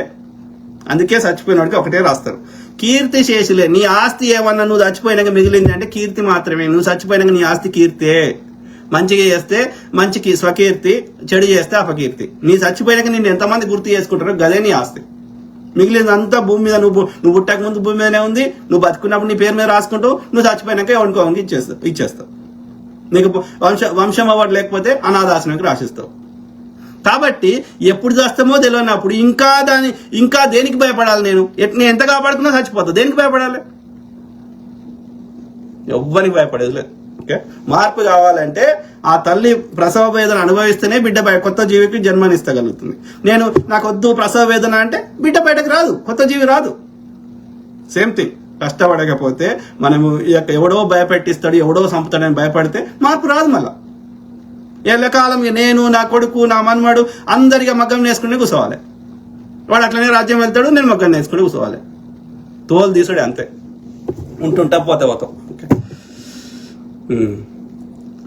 అమెరికా వెళ్ళి బతుకుతున్న మీరు చాలా అసహ్యంగా ఉంది. తప్పదు బ్రదర్, తప్పదు. మాకు లేదా అసహ్యంగా? 1000 సంవత్సరాల నుంచి నీకు నాకు ఒకటే తిరిగి పుట్టినాము. నీకున్న తెలివితేటల కంటే నాకు ఎక్కువ ఉన్నా కానీ నేను ఈ ఫలానా అని కడుపులోకి వెళ్ళి పుట్టినా కాబట్టి నాకు మగ్గన్న ఏం చేయమంటే నాకు అసహ్యం అనిపిస్తలే. నువ్వేమో కూర్చుండి ముచ్చడి చెప్తా అంటావు, వీళ్ళేమో రోడ్లు ఊడిస్తే నాకు అసహ్యం అనిపిస్తలే. కొన్ని కులాలు అయితే సండాసుల దిగి సండాసు ఎత్తుతారు. నీ దొడ్డికి వాడేందుకు ఎత్తాలరా? నీ దొడ్డి నువ్వు చూడ్చుకోవడానికి ఇబ్బంది పడతారు. మాకు అనిపిస్తలే అసహ్యం? జంతు చర్మాన్ని ఒలిసి దాన్ని డప్పుగా కొట్టమంటే మాకు అసహ్యం అనిపిస్తలే? దేవుని పేరు చెప్పి ఒక కత్తికి లగ్గం చేసి ఊర్లో ఆ టైం చేసేటప్పుడు అంటరానితనం రాకుండా ఊర్లో ఉన్న కరణాలు, భూస్వాములు, అందరు బ్రాహ్మణులు బట్టలు లేకుండా నాట్యం చేస్తే అనిపిస్తలే మాకు అసహ్యం? దేవదాసి కాన్సెప్ట్లు అందరూ ఎవడెవడో వచ్చి వాడుకుంటే మాకు అనిపిస్తలే అసహ్యం? దానికంటే నేను మాట్లాడుతున్న భాష అసహ్యంగా ఉందా? మాకు బీసీ బిల్లు కావాలంటే మాకు చట్టసభల్లోకి రానియకపోతే మాకు అనిపిస్తలే అసహ్యం? మా గుళ్ళ పూజారి కానియకపోతే మాకు అనిపిస్తలే అసహ్యం? అవన్నిటితో పోలిస్తే నేను మాట్లాడే భాష అది నేను అనుభవిస్తున్నది. నేను డే టు డే నా లైఫ్ అది కదా. నేను నా శ్రమను దోపిడీ చేస్తున్నావు. అవన్నిటితో పోలిస్తే నా భాష చాలా చిన్నది. అర్థమైందా? మాట్లాడతాం. కడుపు కాలినాడు అట్లనే మాట్లాడతాం. నువ్వు గడ్డకు కూర్చున్నాడు నీతులు చెప్తాడు. ఓకే, కడుపు కాలినాడు అట్లనే వస్తాయి. తప్పదు బ్రదర్. 99% అసహించుకుని మనసు ఉన్నోడు ఇంటెన్షన్ అర్థం చేసుకునేవాడు అర్థం చేసుకుంటాడు. నీలాగా ఆర్యుడు ఎవడైతే ఇక్కడ ఈ రాతోడు పెట్టుకున్నావు కదా, ఈ లంబడోళ్ళు ఎక్కువ మంది లాంగ్ బాడీ అనేటోళ్ళు అంట. ఈ లంబడోళ్ళు బంజారా, యాక్చువల్లీ బంజారా అంటే దేశ దిమ్మరులు, నోమాడ్స్. ఓకే, సో నోమాడ్స్ అంటే వీళ్ళకి ఒక ఇల్లు ఉండదు, ఏడ ఉప్పు సంచిలో పెట్టుకొని కచరంలో పెట్టుకొని ఊరూర తిరిగి అమ్ముకొని వాళ్ళకి ఈ యొక్క రెంట్ తీసుకొని అఫోర్డ్ చేసే శక్తి ఉండదు కాబట్టి ఊరవతల ఆ యొక్క ఏది ఆ కచరాలు ఆపుకొని అట్లా ఉన్న వాళ్ళు వీళ్ళు బంజారాలు అంటారు. ఈ బంజారాలని ఆ బ్రిటిష్ వాడు వచ్చినాక జర పొడుగ్గుండే వరకు వీళ్ళని లాంగ్ బాడీస్ పోయి లంబాడీస్ అయ్యారు, లాంగ్ బాడీస్. ఓకే, సో అది. సో వీడు ఈడ ఉంటాడు, ఆడ బతుకు జరగలేకనే రాజస్థాన్ నుంచి ఈడ ఉప్పు అమ్ముకోవడానికి వచ్చినవాడు ఈడ ఎస్టీలకు రావాల్సిన వీళ్ళకి ఎస్టీ రిజర్వేషనే లేదు. ఈ ఎస్టీ రిజర్వేషన్ లేనోడు వీడు వచ్చేసి ఇలా మేము రాతోడ్లమి రాజపుత్రులమని చెప్పుకుంటారు ఆడ ఈడికొచ్చి. ఓకే, మరి ఆడ గతి లేకనే ఈడికి వచ్చినావు కదరా. ఆడ అరేబియా సముద్రంలో ఉన్న ఉప్పు తీసుకొచ్చి దాన్ని శుద్ధి చేయకుండా, దాంట్లో అయోడైడ్ కలపకుండా, ఏం కలపకుండా ఆ దొడ్డు ఉప్పుని, ఆ రాళ్ళు ఉప్పుని, గల్లుప్పుని అట్లా శుద్ధి చేయకుండా అలా మట్టితోటి ఉన్న దాన్ని కూడా తెచ్చి ఈడ బతుకుదెరువు లేకుండా ఈడికి వచ్చి అమ్ముకొని మా ప్రాంతానికి వచ్చి మళ్ళీ మా మీద ఆధిపత్యం చేస్తే ఈడుండి ఆడపాట పాడతా అంటే నువ్వేం మనిషిరా? ఆ ఎస్టీ రిజర్వేషన్ ఆమె ఇందిరాగాంధీ ఎన్నికల కోసం వీళ్ళకి ఎస్టీ హోదా కల్పించింది. ఇవాళ ఎస్టీలకు వచ్చే ఆ 7.5% వచ్చేది మొత్తం ఈ లాంగ్ బాడీసే తీసుకుంటున్నారు. మరి ఇలా ఈడ ఉన్న మూలవాసులు అనాది నుంచి ఇక్కడ ఉన్నటువంటి ఎస్టీలకి, ఆ కోయోళ్ళకి, చెంచోళ్ళకి, ఆ యొక్క ఏది మిగతా 40 కమ్యూనిటీలు ఉన్నాయి, వాళ్ళందరూ బతుకులేంది? వాళ్ళకి ఒక్క పదవి రాణిస్తలేరు, ఎస్టీ యొక్క కేటగిరీకి రాణిస్తలేరు. మళ్ళీ ఈడు ఉంటారు రాజస్థాన్ బీజేపీ సంకనాక్తారు. Very unfortunate. ఈ ఉత్తరాదుల లొల్లి ఎక్కువైంది ఈడ. ఈ లాంగ్ బాడీస్ది అట్లనే ఆ మార్వాడి ఈ బడిచాడి పోతున్నాయి గుజరాత్ వాళ్ళది, ఆ యొక్క అఫ్జల్ గంజ్ ఆ ఏరియా పోతున్నామో ఈ మార్వాడి వాళ్ళది. ఇక ఈ మొన్నటిదాకా ఓల్డ్ హైదరాబాద్ లోకల్ ఉండే ఇప్పుడు ఊర్ల మీద పడ్డారు. ఏ ఊర్లకు పోయినా స్వీట్ షాప్ ఉంది, మార్వాడి ఉంది. ఈడ వచ్చి మరి ఈడ వస్తే బతకడానికి వస్తే బతుకు ఏమన్నా వీకు, ఈడ వ్యాపారాలను సంఖ్య నాకిస్తావు, ఈడ ఉన్నటువంటి రాజకీయ వ్యవస్థ ఈడ బీజేపీ దేవాలని సంఖ్య నాకుతావు. నువ్వేం మనిషిరా? అంటే ఈ లాంగ్ బాడీస్ కూడా రాజస్థాన్ దాకా మళ్ళీ ఏడికెళ్ళి ఉప్పు అమ్ముకోవడానికి వచ్చిన ఆడికి పంపించేదాకా వదిలిపెట్టవా? ఊరుకుంటారా? మా కోయోళ్ళు, మా చెంచోళ్ళు ఊరుకుంటారా? మా గోడలు ఊరుకుంటారా? మీతో కూడా తీసే సమయం దగ్గరికి వచ్చింది. అర్థమైందా? ఈడుండి బీజేపీ సంఖ్య నాకుతా అంటే ఆడికే పంపిస్తాం. ఈడేంటి ఎందుకు వాడుతూ ఆడ వాడుకోపో రాజస్థాన్లో. అట్లనే ఈ ఉత్తరాదిలోది లొల్లి ఎక్కువైంది మధ్య. ఆంధ్రోని కొట్లాడి ఆంధ్రోని జర తగ్గించినాం, కానీ ఇప్పుడు ఈ ఉత్తరాదిలోది లొల్లి ఎక్కువైంది. ఈ లాంగ్ బాడీస్ ఎక్కువైంది, అట్లనే ఈ గుజరాతీ మార్వాడలో ఎక్కువైంది. అవుతుంది, మీ పని కూడా దగ్గర పడ్డది. ఓకే, కడుపు కాలితే అట్లనే అవుతుంది, నీతులు చెప్పక. అర్థమైందా? నేనేమంటున్నా, మా జనాభా ఎంత ఉందిరా, మేము ఎన్ని ట్యాక్సీలు కడుతున్నాం, మా వాటా మరి ఆడ ఉన్నప్పుడు మరి మా జనాభా తగ్గట్టుగా మా వాటా ఉండొద్దా? జనరల్ కేటగిరీలో, జనరల్ అంటే అందరికి కదా, అందరు అన్నప్పుడు అలా బీసీ ఎస్సీ ఎస్టీలు ఎందుకు లేరు? ఉండాలి కదా, చెప్పు. అంటే జనరల్ అనేది అగ్రకులం కోసం పెట్టుకున్న రిజర్వేషన్ అని అర్థమవుతుంది కదా, బీసీ ఎస్సీ ఎస్టీలు రాణిస్తలేవు కదా. కాబట్టి మాకు రిజర్వేషన్ కాదు, యూఆర్ నాట్ డూయింగ్ ఫేవర్. ఎవరిని జనాభా ఎంత ఉందో, ఎవరిని వాటా ఎంత ఉందో ఎవరి వాటా వానికి ఇవ్వమంటున్నావు అంతే. అగ్రకులం వాడిని నువ్వు కూడా తీసుకొని వాటా. సిగ్గుశరం ఉండాలి. న్యాయం మాట్లాడితే తిడతా అంటే ఎట్లా కలుస్తుందిరా అయ్యా? బరాబర్ మాట్లాడతాం, బరాబర్ కడుపు కాలిన అట్లే మాట్లాడతారు. ఇంకా ఎక్కువ తిడతాను నువ్వు ఇట్లనే చెప్తే. చంపుకో, పంపి ఎవరు పంపిస్తావు? నేను ఒప్పుకుంటానా? నువ్వు చంపుతుంటే నేను చేతులు పట్టుకుంటానా? నేను రివర్స్ కొట్టనా? కొట్టకపోతే ఈ అమెరికాలో అయితే గన్నులు ఉంటాయి అందరి దగ్గర. పంపి ఎవరిని పంపిస్తావు చూస్తా. Siraj Pasha Mohammed, well said, thank you. తప్పదు, పంపి బెదిరించుడు కాదు, పంపి. నేను చూసుకుంటా కూర్చుంటేనేమో చూడు. గతంలో ఒకసారి పంపించారు, 2 నిమిషాల్లో పోలీసు అని కాల్ చేసినా పారిపోయాడు. పంపి, 100 మందిని పంపి చూద్దాం. కొమ్మ జోస్యుల సీతారామ శర్మ అంటే బాపన్న లంజ కొడుకు. ఒరే, బీసీలు ఎక్కువగా ఉన్నటువంటి పార్టీ, ఎక్కువ పదవులు ఉన్న పార్టీ బీజేపీ మాత్రమే కదా. మరి ఉంటే పార్టీలు ఉంటే సరిపోదు కదరా, మాకు పదవులు కావాలి కదా. నీ పార్టీలో బీసీలు ఉన్నారా? వాడు బీసీలని పేకు పెట్టుకున్నావా? శర్మ అని పెట్టుకున్నాడు. శర్మ అంటే బాపనోడు వీడు. ఓకే, ఏం పేరు? కొమ్మ జోస్యుల సీతారామ శర్మ. అంటే ఈడు నార్త్ ఇండియన్ కాదా, ఒరిజినల్ బ్రాహ్మణ్ కాదు వీడు. ఓకే, ఆర్య బ్రాహ్మణ్ కాదు వీడు. ఇక్కడ ఇక్కడ ఇక్కడ మూలవాసియే వీడు, కన్వర్టెడ్ బ్రాహ్మణ్. ఓకే, నల్లతోలున్న బాపన వాళ్ళందరూ converted Brahmans. Okay, simple. Okay, so ఈ కన్వర్టెడ్ బ్రాహ్మణ్ గాడు ఏమంటున్నాడు? కన్వర్టెడ్ బ్రాహ్మణ్ గాడు ఆ తెల్ల బ్రాహ్మణులకి ఆర్య బ్రాహ్మణులకి సంకనాకుతున్నాడు. ఏమంటున్నాడు వీడు? బీజేపీ పార్టీలో ఉన్నారు, బీసీలు ఎక్కువగా ఉన్నది బీజేపీ పార్టీ అయితే ఒరిజినల్ గా ఈ యొక్క ఆర్య బనియా మోడీ ఆయన బీసీ కాదు. ఓకే, బీసీ అని రాసుకుంటే బీసీ అయిపోడు. Okay, simple. సో నేను చెప్తలే, మీ యొక్క పార్టీ అధ్యక్షులు కానీ స్పోక్స్ పర్సన్స్ కానీ మీరే చెప్పుకున్నారు. పార్లమెంట్ ఓపెనింగ్ కి వచ్చిర్రు. ఎవరు వచ్చిర్రు? బాపనోళ్ళు వచ్చిర్రు పార్లమెంట్ ఓపెనింగ్ కి, బీసీలు రాలే. అర్థమైందా? సో అట్లనే ఇది మీ యొక్క స్పోక్స్ పర్సన్ చెప్పిండు, మా పార్టీ ఒక దిక్కు ఒక జేబులోనేమో బనియాలు ఉన్నారు, ఇంకో జేబులోనేమో బ్రాహ్మణులు. నేను చెప్తలే మీ పార్టీ వాడు చెప్పిందే ఈయన, నేను చెప్తలే. అర్థమైందా? వాస్తవాలు మారాయి కదా. నువ్వు ఏం మారుస్తా అంటే ఏం మార్చలేవు కదా. చూద్దాం. ఇది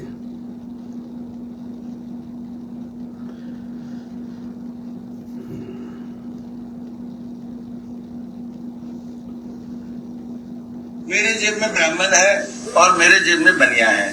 आप कहते रहे कि एक सेकंड भाई साहब सुनो ना। अरे भाई साहब सुनिए ना, पूरा प्रश्न पूछा और मेरे को सुनना ही नहीं चाहते। अब ये जेब में ब्राह्मण है। नहीं एक सुनो। अरे भाई, मेरा वोट बैंक में और मेरे कार्यकर्ताओं में, मेरे नेताओं में जब आप ब्राह्मण रहा तो ब्राह्मण पार्टी कहा, और बनिया है तो बनिया पार्टी कहा। अरे भाई आप कुछ तो फिर आप चलाओ पार्टी को। मैं भाई आप पत्रकार है तो प्रश्न पूछो। मेरे जेब में ब्राह्मण है और मेरे जेब में बनिया है। చెప్పరా రే? అరే శర్మ, నేను చెప్తలేను కదా. నేనంటే నీకు నచ్చలేదు. ఓకే, ఒక శాలోడు ఒక శూద్రుడు చెప్తే నీకు నచ్చలేదు. మరి ఆడవాడు నీ పార్టీ స్పోక్స్ పర్సన్ చెప్పిండు కదరా, నువ్వు చెప్పింది తప్పు అనుకుందాం. నిర్ణయం చేసే అధికారంలో బీజేపీలో ఉన్న వాళ్ళు ఎవరో నాకు చెప్పు. ఆర్ఎస్ఎస్ లో కానీ బీజేపీ 90% ఆఫ్ డెసిషన్ మేకింగ్ ఉన్న అన్ని పదవులలో బీజేపీలో ఉన్నాడు ఎవడో చెప్పిన. గోల్వాల్కర్ ఓడు చాలోడా, సాకలోడా, మంగళోడా, చిత్ప్లవన్ ఆర్య బ్రాహ్మణుడా కాదా? ఎడ్గేవాకర్ ఓడు మీ పార్టీ ఆర్ఎస్ఎస్ స్థాపించినోడు చెప్పు. ఇప్పటి వరకు ఆర్ఎస్ఎస్ సంచాలకులైన వాళ్ళు ఎంతమంది బీసీలు అయ్యారో నాకు చెప్పు. ఒక రజ్జుబాయ్ అనేటోడు తప్ప అందరు ఆర్య బ్రాహ్మణులే. ఎలక్షన్స్ ఉండయి. ఇప్పుడు వేరే సంస్థలలో ఎన్నికలు ఉంటాయి. ఇప్పుడు కాంగ్రెస్, ఎన్ఎస్సీ, ఇంకో దానికి ఎన్నికలు ఉంటాయి. ఇవాళ కాంగ్రెస్ కి దళితుడు ఇది అధ్యక్షుడు అయ్యండి, మల్లికార్జున ఖర్గే గారు జాతీయ అధ్యక్షుడు. రాష్ట్ర స్థాయిలో ఎంతో మంది దళితులు ఉప ముఖ్యమంత్రి గాని, మంత్రులు గాని, స్పీకర్ గాని అయినారు. మీరా కుమార్ అట్లా బీజేపీలో చెప్పు నాకు. గోల్వాల్కర్ 30 ఏళ్ళు ఆర్య బ్రాహ్మణుడు, 30 ఏళ్ళు ఉన్నాడు. ఇవాళ వీడు మోహన్ భగవత్ 10 ఏళ్ళు అయిందా, 20 ఏళ్ళు అవుతుందా? సుదర్శన్, ఎవ్వని పేరైనా తీసుకో. పోనీ బీజేపీ పార్టీలో ఉన్నటువంటి డెసిషన్ మేకింగ్ చెప్పు. ఇవాళ బనియాలు ఉన్నారు, మోడీ అండ్ అమిత్ షా బనియాలు. ఓకే, ఆర్య బనియాలు. అంతకుముందు సుష్మా స్వరాజ్ ఎవరు? బ్రాహ్మణ్ కదా. వాజ్పేయి ఎవరు?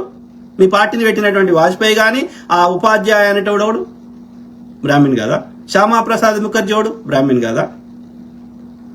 ప్రమోద్ మహాజన్ ఓడు బ్రాహ్మణ్ కదా. ఉమాభారతి ఎవరు? బ్రాహ్మణ్ కదా. మురళీ మనోహర్ జోషి ఎవరు? బ్రాహ్మణ్ కదా.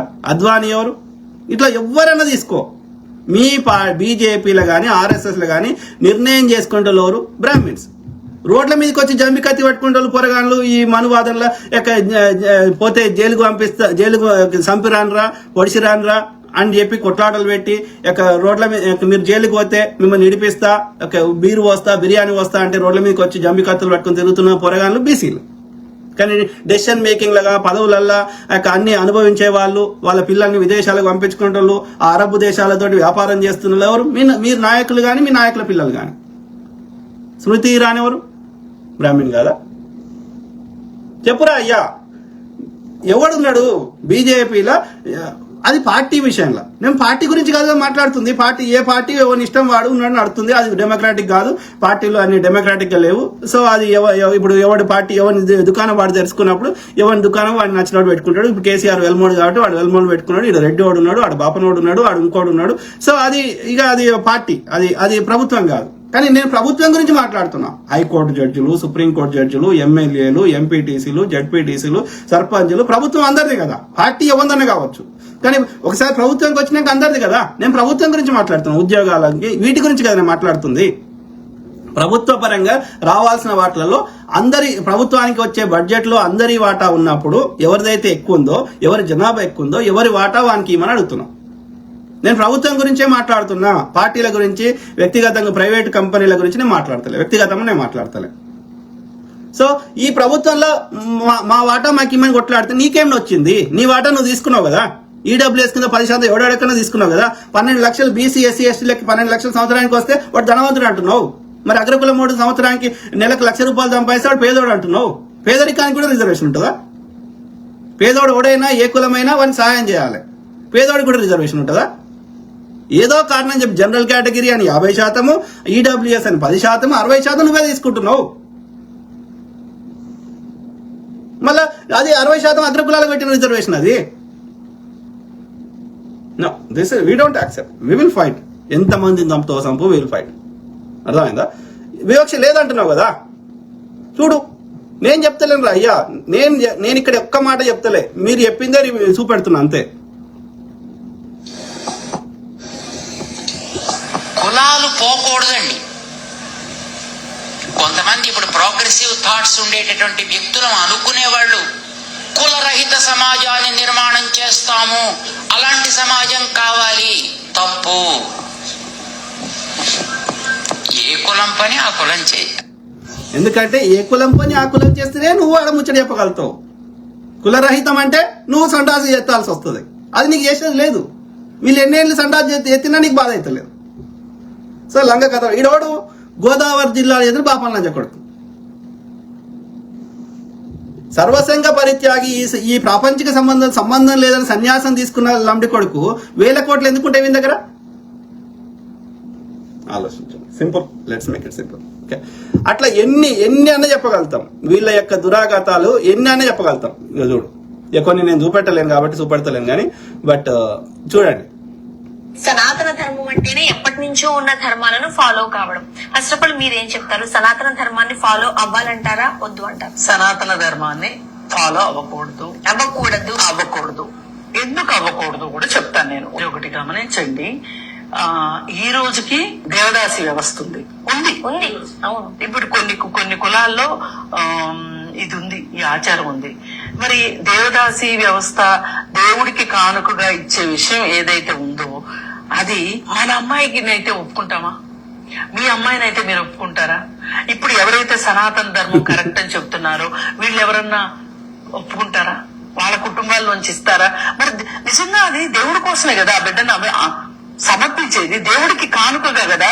మరి మీరు కూడా దేవుడికి కానుకగా సమర్పించండి. ఏదే పాత కాలంలో కింద కులాల వాళ్ళు భరించేవాళ్ళు.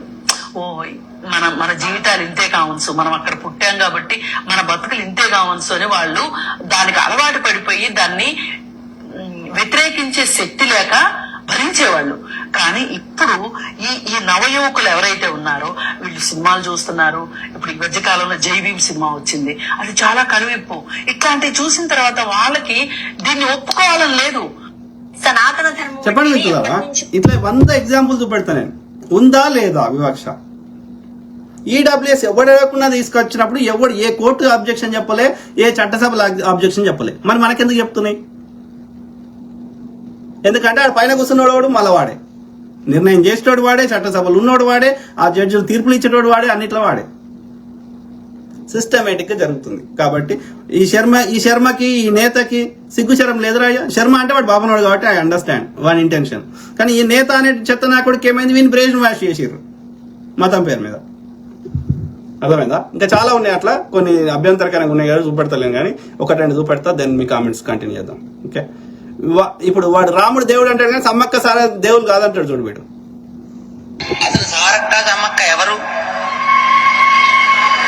అదే దేవతల ఇక్కడ బ్రహ్మలోకంలో దిగి వచ్చిన వాళ్ళ ఏమిటి చరిత్ర? అదేదో ఒక అడవి దేవత. చూపెట్టండి మిత్రులారా, బ్రహ్మలోకం ఏడుందో చూపెట్టండి. మీరు ఎవడు దేవుళ్ళో చూపెట్టండి. ఎక్కడ తీసుకోదాం పదా ఈయన ప్రతి జుట్టు పట్టి అందరి తీసుకోదాం, ఏ స్పేస్ కి తీసుకోదాం, ఎక్కడికైనా తీసుకోదాం, చూపెట్టకపోతే బ్రహ్మలోకాన్ని ఏడదందాం ఈయన్ని. ఆలోచించండి అట్లా దొంగల్. సరే చేసుకొని అక్కడ ఉండేవాళ్ళు, చదువుకున్నవాళ్ళు, పెద్ద పెద్ద వ్యాపారస్తులు, వాటి ఆ పేరు బ్యాంకులు పెట్టేశారండి. తర్వాత ఇప్పుడు నువ్వేం చేస్తున్నావు? నువ్వు ఆ శంషాబాద్ లా అంత పెద్దది ఏడికెళ్ళి వచ్చింది నీకు? ఆడ ఎన్ని ఎకరాల భూమి కబ్జా పెట్టినావు? నువ్వేం చేస్తున్నావు? నువ్వే కాదా వ్యాపారం చేస్తుంది? వాళ్ళు వ్యాపారమే చేస్తలేరు. పోదాం పద, ఆ కోయళ్ళ దగ్గరికి పోదాం పద. ఆ ములుగు ఆ పరిసర ప్రాంతాలకి ఎంతమంది కోయళ్ళు ధనవంతులు ఉన్నారు, ఎన్ని వేల కోట్లు ఉన్నాయి వాళ్ళ దగ్గర, నీ దగ్గర ఎన్ని వేల కోట్లు ఉన్నాయో తీద్దాం. దొంగ లంగ పాడుకో, టైపిస్ట్ పాడుకో. ఇక వీనితోటి కష్టపడడం వీనికి శాత కాదని చెప్పి ఈ కాషాయం ధరించి వేల కోట్లు దోసుకుంటుండు. వాడు టైపిస్ట్ గా ఉండి హైదరాబాద్ లో ఒక ఆమెను రేప్ చేసిండు. వాళ్ళ అల్లుడు అయితే ఇక వీడియోలు కూడా ఉన్నాయి మన దగ్గర. దొంగ ముండ కొడుకులు ఇక చూడండి నార్త్ ఇండియాలో. మేం జంతువులం కాదు, మనుషులం. మీలాగా మేం కూడా మనుషులుగానే పుట్టాం. మీ పిల్లలు చదువులు చదివి జీవితంలో ఎదుగుతున్నారు. బంగి పిల్లలు ఇంకా ఎన్నాళ్ళు ఈ బంగి అంటే ఈ సండాస్ ఎత్తుతారు. తనంలో మగ్గాలి. 10-15 రోజులుగా మా పిల్లలు బడికి వెళ్ళటం లేదు, ఇంట్లోనే ఉంటున్నారు. వాళ్ళని స్కూళ్ళకి కూడా రాణిస్తలేరు. నేటికి నేను ఎప్పుడో జమానా మాట్లాడతలే. నార్త్ ఇండియాలో అయితే వరస్ట్. గుర్రం ఎక్కొద్దు దళితుడు, మీసం తిప్పొద్దు, ఇక రేపులు సంపేసులు, ఇక అది నిత్యకృత్యం. ఓకే, అట్లా ఎన్నని చెప్పగలుగుతాం. ఇక వీడు ఏ ప్రశ్న అడిగినా ఏది జై శ్రీరామ్ అంటాడు. చూడండి, ఏ ప్రశ్న అడిగినా జై శ్రీరామ్ అంటుండు, తప్పించుకోవతాడు. गंदगी को मुद्दा ना बनाकर, बेरोजगारी को मुद्दा ना बनाकर, इलाके में पानी की भारी कमी है इसको मुद्दा ना बनाकर, सिर्फ मंदिर पर राजनीति करके आप ध्रुवीकरण करना चाहते हैं। सांसद ने कहा कि भारत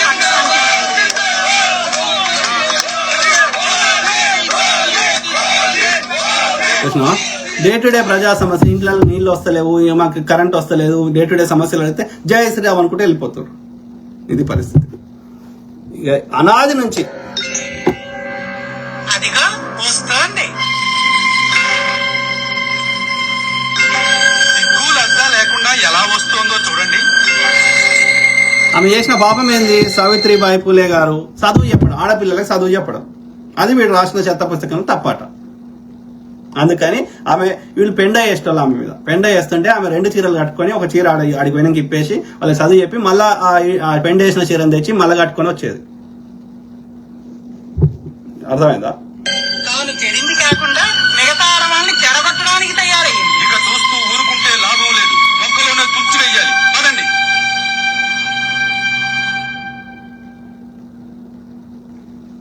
అదే ఆగు, ఎక్కడికి వెళ్తున్నావు? ఎందుకు వీళ్ళ అకృత్యాలు ఎన్నాడు చూపెడదాం. ఓకే, సో అట్లా ఈడేమంటాడు చూడండి. ఈ భూమి మీద ఏ జీవైనా సరే బతికి బట్ట కట్టాలంటే ఆహారం సంపాదించుకోవాలి. ఆ ఆహారం లేకపోతే ఎవరు బతకలేరు. కానీ భారతదేశంలో మాత్రం అన్ని జీవులు ఆహారాన్ని కష్టపడి సంపాదించుకుంటాయి. ఒక్క జీవి మాత్రమే పెయిలకెళ్ళి చెమట సుక్క రాలకుండా బతుకుతా ఉంటది. ఆ జీవిని చూస్తారా, పట్టుకొచ్చినా చూడరు. బాధపడే దానికి చాలా దోషం ఎక్కువగా ఉంది.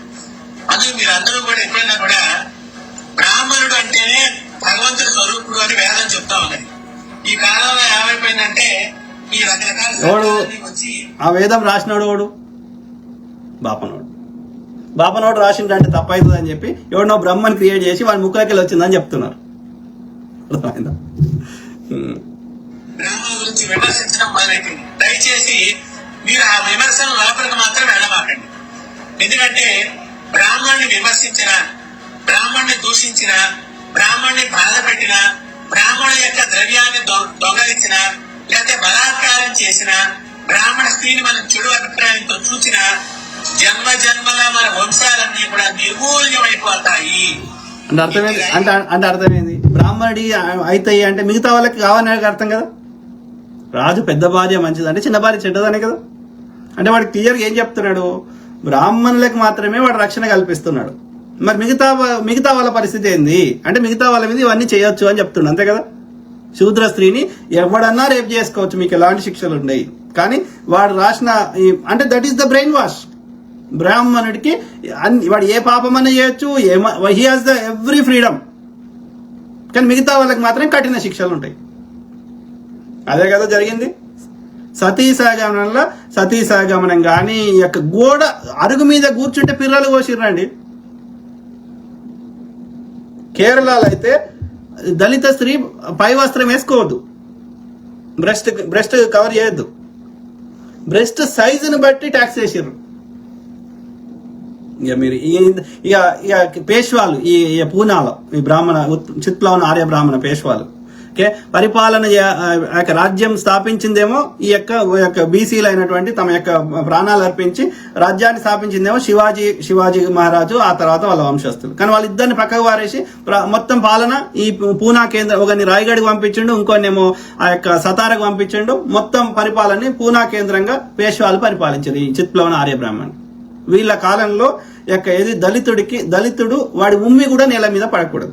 అందుకోసం అని చెప్పి ఓకే వాడి ఉమ్మి పడొద్దని వాడికి మూత కట్టిరు మూతికి. ఓకే ఒకవేళ బై మిస్టేక్ కింద ఏమైనా పడ్డా వాడి పాదధూళి ఆడ పడ్డా అది ఊడ్చుకుంటూ పోవాలని ముడ్డికి షిపురు కట్టిరు ఈ పేష్వాల కాలంలో మహారాష్ట్రలో పూనా కేంద్రంగా. సో ఇది మా పరిస్థితి. భూములు అయితే మొత్తం వాళ్ళ కంట్రోల్లో పెట్టుకున్నారు. అయినా అప్పుడు ఏ గొంతులు రాలే. ఇప్పుడు మా వాటా మాకు అడిగితే వాడికి నొప్పి అవుతుంది. Very unfortunate. వెయ్యిలకెళ్ళి చెమట సుక్క రాల్చకుండా బతుకుతున్న జీవి ఇగో ఇదే. మాటలు చెప్పి పూటలు గడుపుకునే తందుకు మాత్రమే విలువ పుట్టిండ్రు వీళ్ళట. భగవత్ స్వరూపులట. బ్రాహ్మణులను ఏమన్నా అంటే అన్నోళ్ళ వంశాలు నాశనం అయిపోతాయట. అదే బ్రాహ్మణుడు ఎవరినైనా ఏమైనా అనొచ్చు అనేది సార్ వారి మాట. ఫస్ట్ ఆఫ్ ఆల్ ఈ మంత్రాలు తెలుగులో ఎందుకు చెప్పవు? బ్రాహ్మణ్యో ముఖమాసి అంటే బ్రాహ్మణుడు ముఖం నుంచి వచ్చాడు. ఓకే సంస్కరించబడిన పర్షియా భాష అనేది సంస్కృతం. విగ్రహం అంటే మనిషి రాయి కాదండి.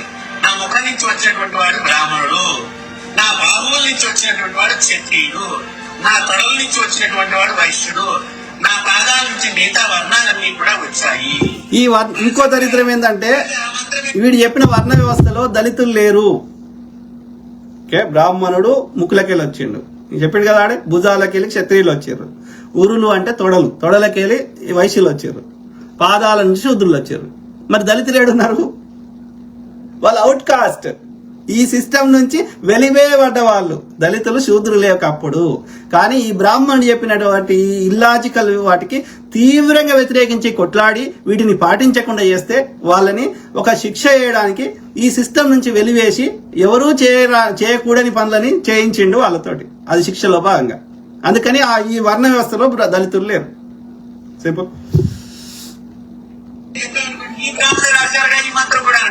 అరే గాడిది, ఎవడైనా తల్లి గర్భంకి వెళ్ళి కదరా పుట్టేది.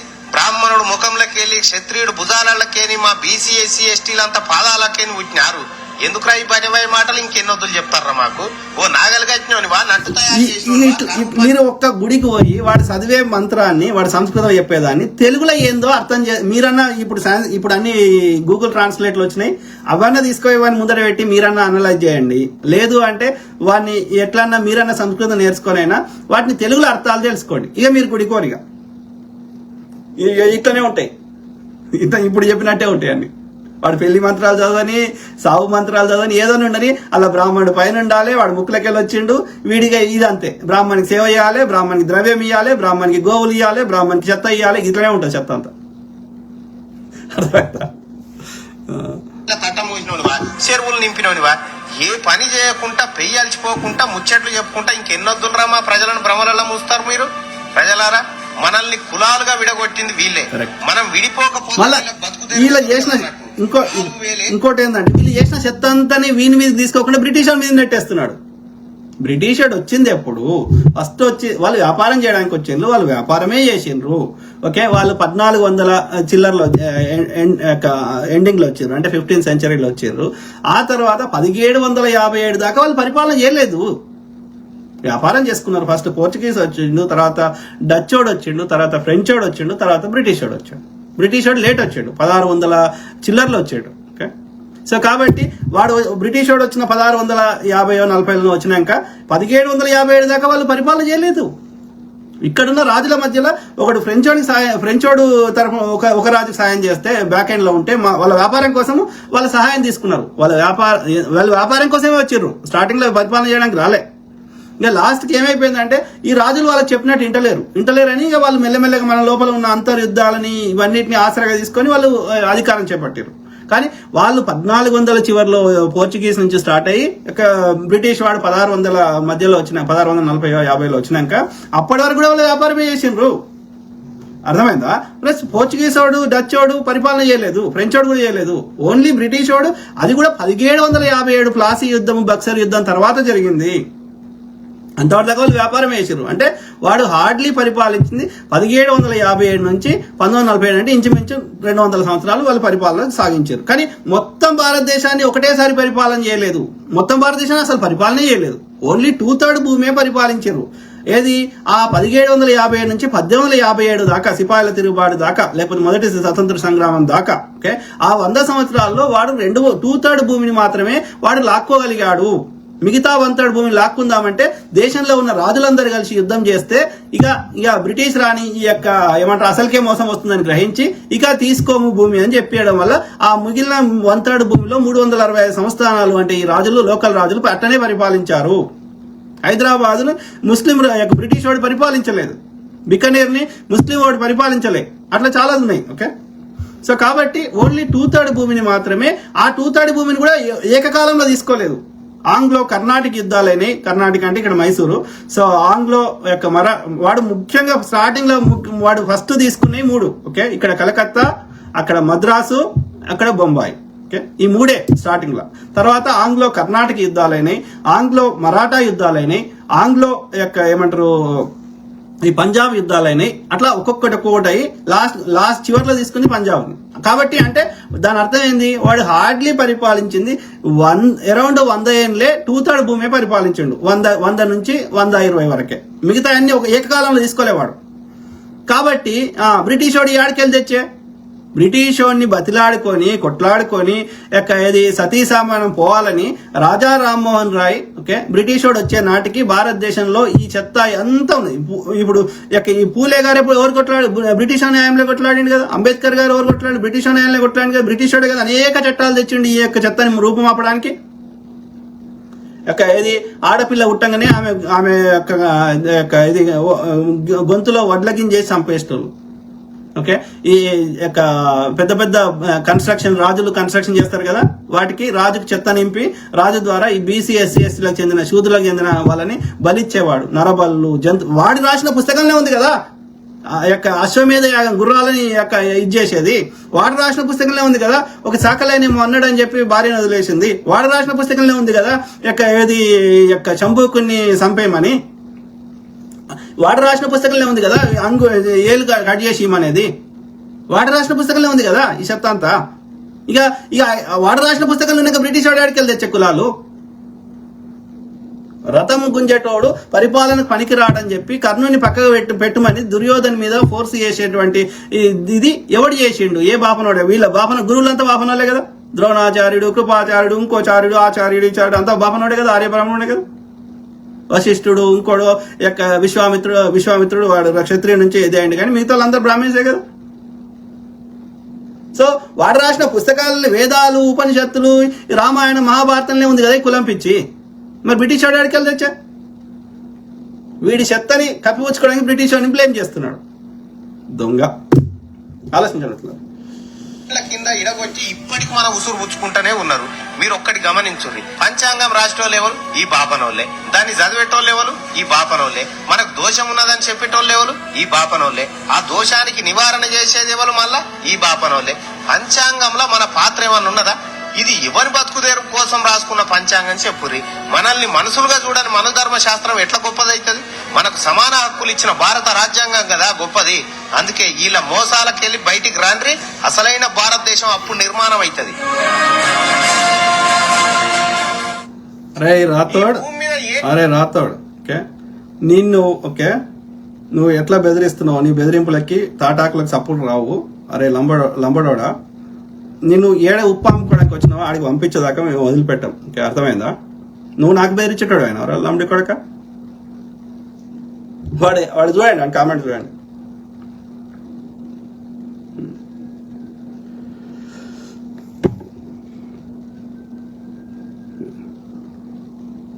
వీడు మందకృష్ణ గాడు వీడు ఇట్లాంటి జాతి ద్రోహులు ఉంటే ఏం చేస్తాం? ఏమంటుండీడు? ఏ పార్టీలో ఉన్నా బీజేపీకి ఓటేయాలంట. ఎందుకురా? డప్పు కొట్టమన్నందుక, ఊరికి దూరం పెట్టినందుక, రోడ్లు ఉడిపించినందుక, సండాసులు ఎత్తిపించినందుక, దేనికిరా? పిచ్చి లంచకుడు. ఎందుకంటే ఈ బాడకావుకి చిల్లర వస్తుంది కదా, చిల్లర కోసం జాతికి ద్రోహం చేస్తాయి. బాడకావులు ఉన్నంతసేపు మనకి ఎట్లా న్యాయం దొరుకుతుంది? ఆలోచించండి మిత్రులారా. బరాబర్ తిడతాం. ఏం చేస్తావు చేసుకోరా రాతోడు.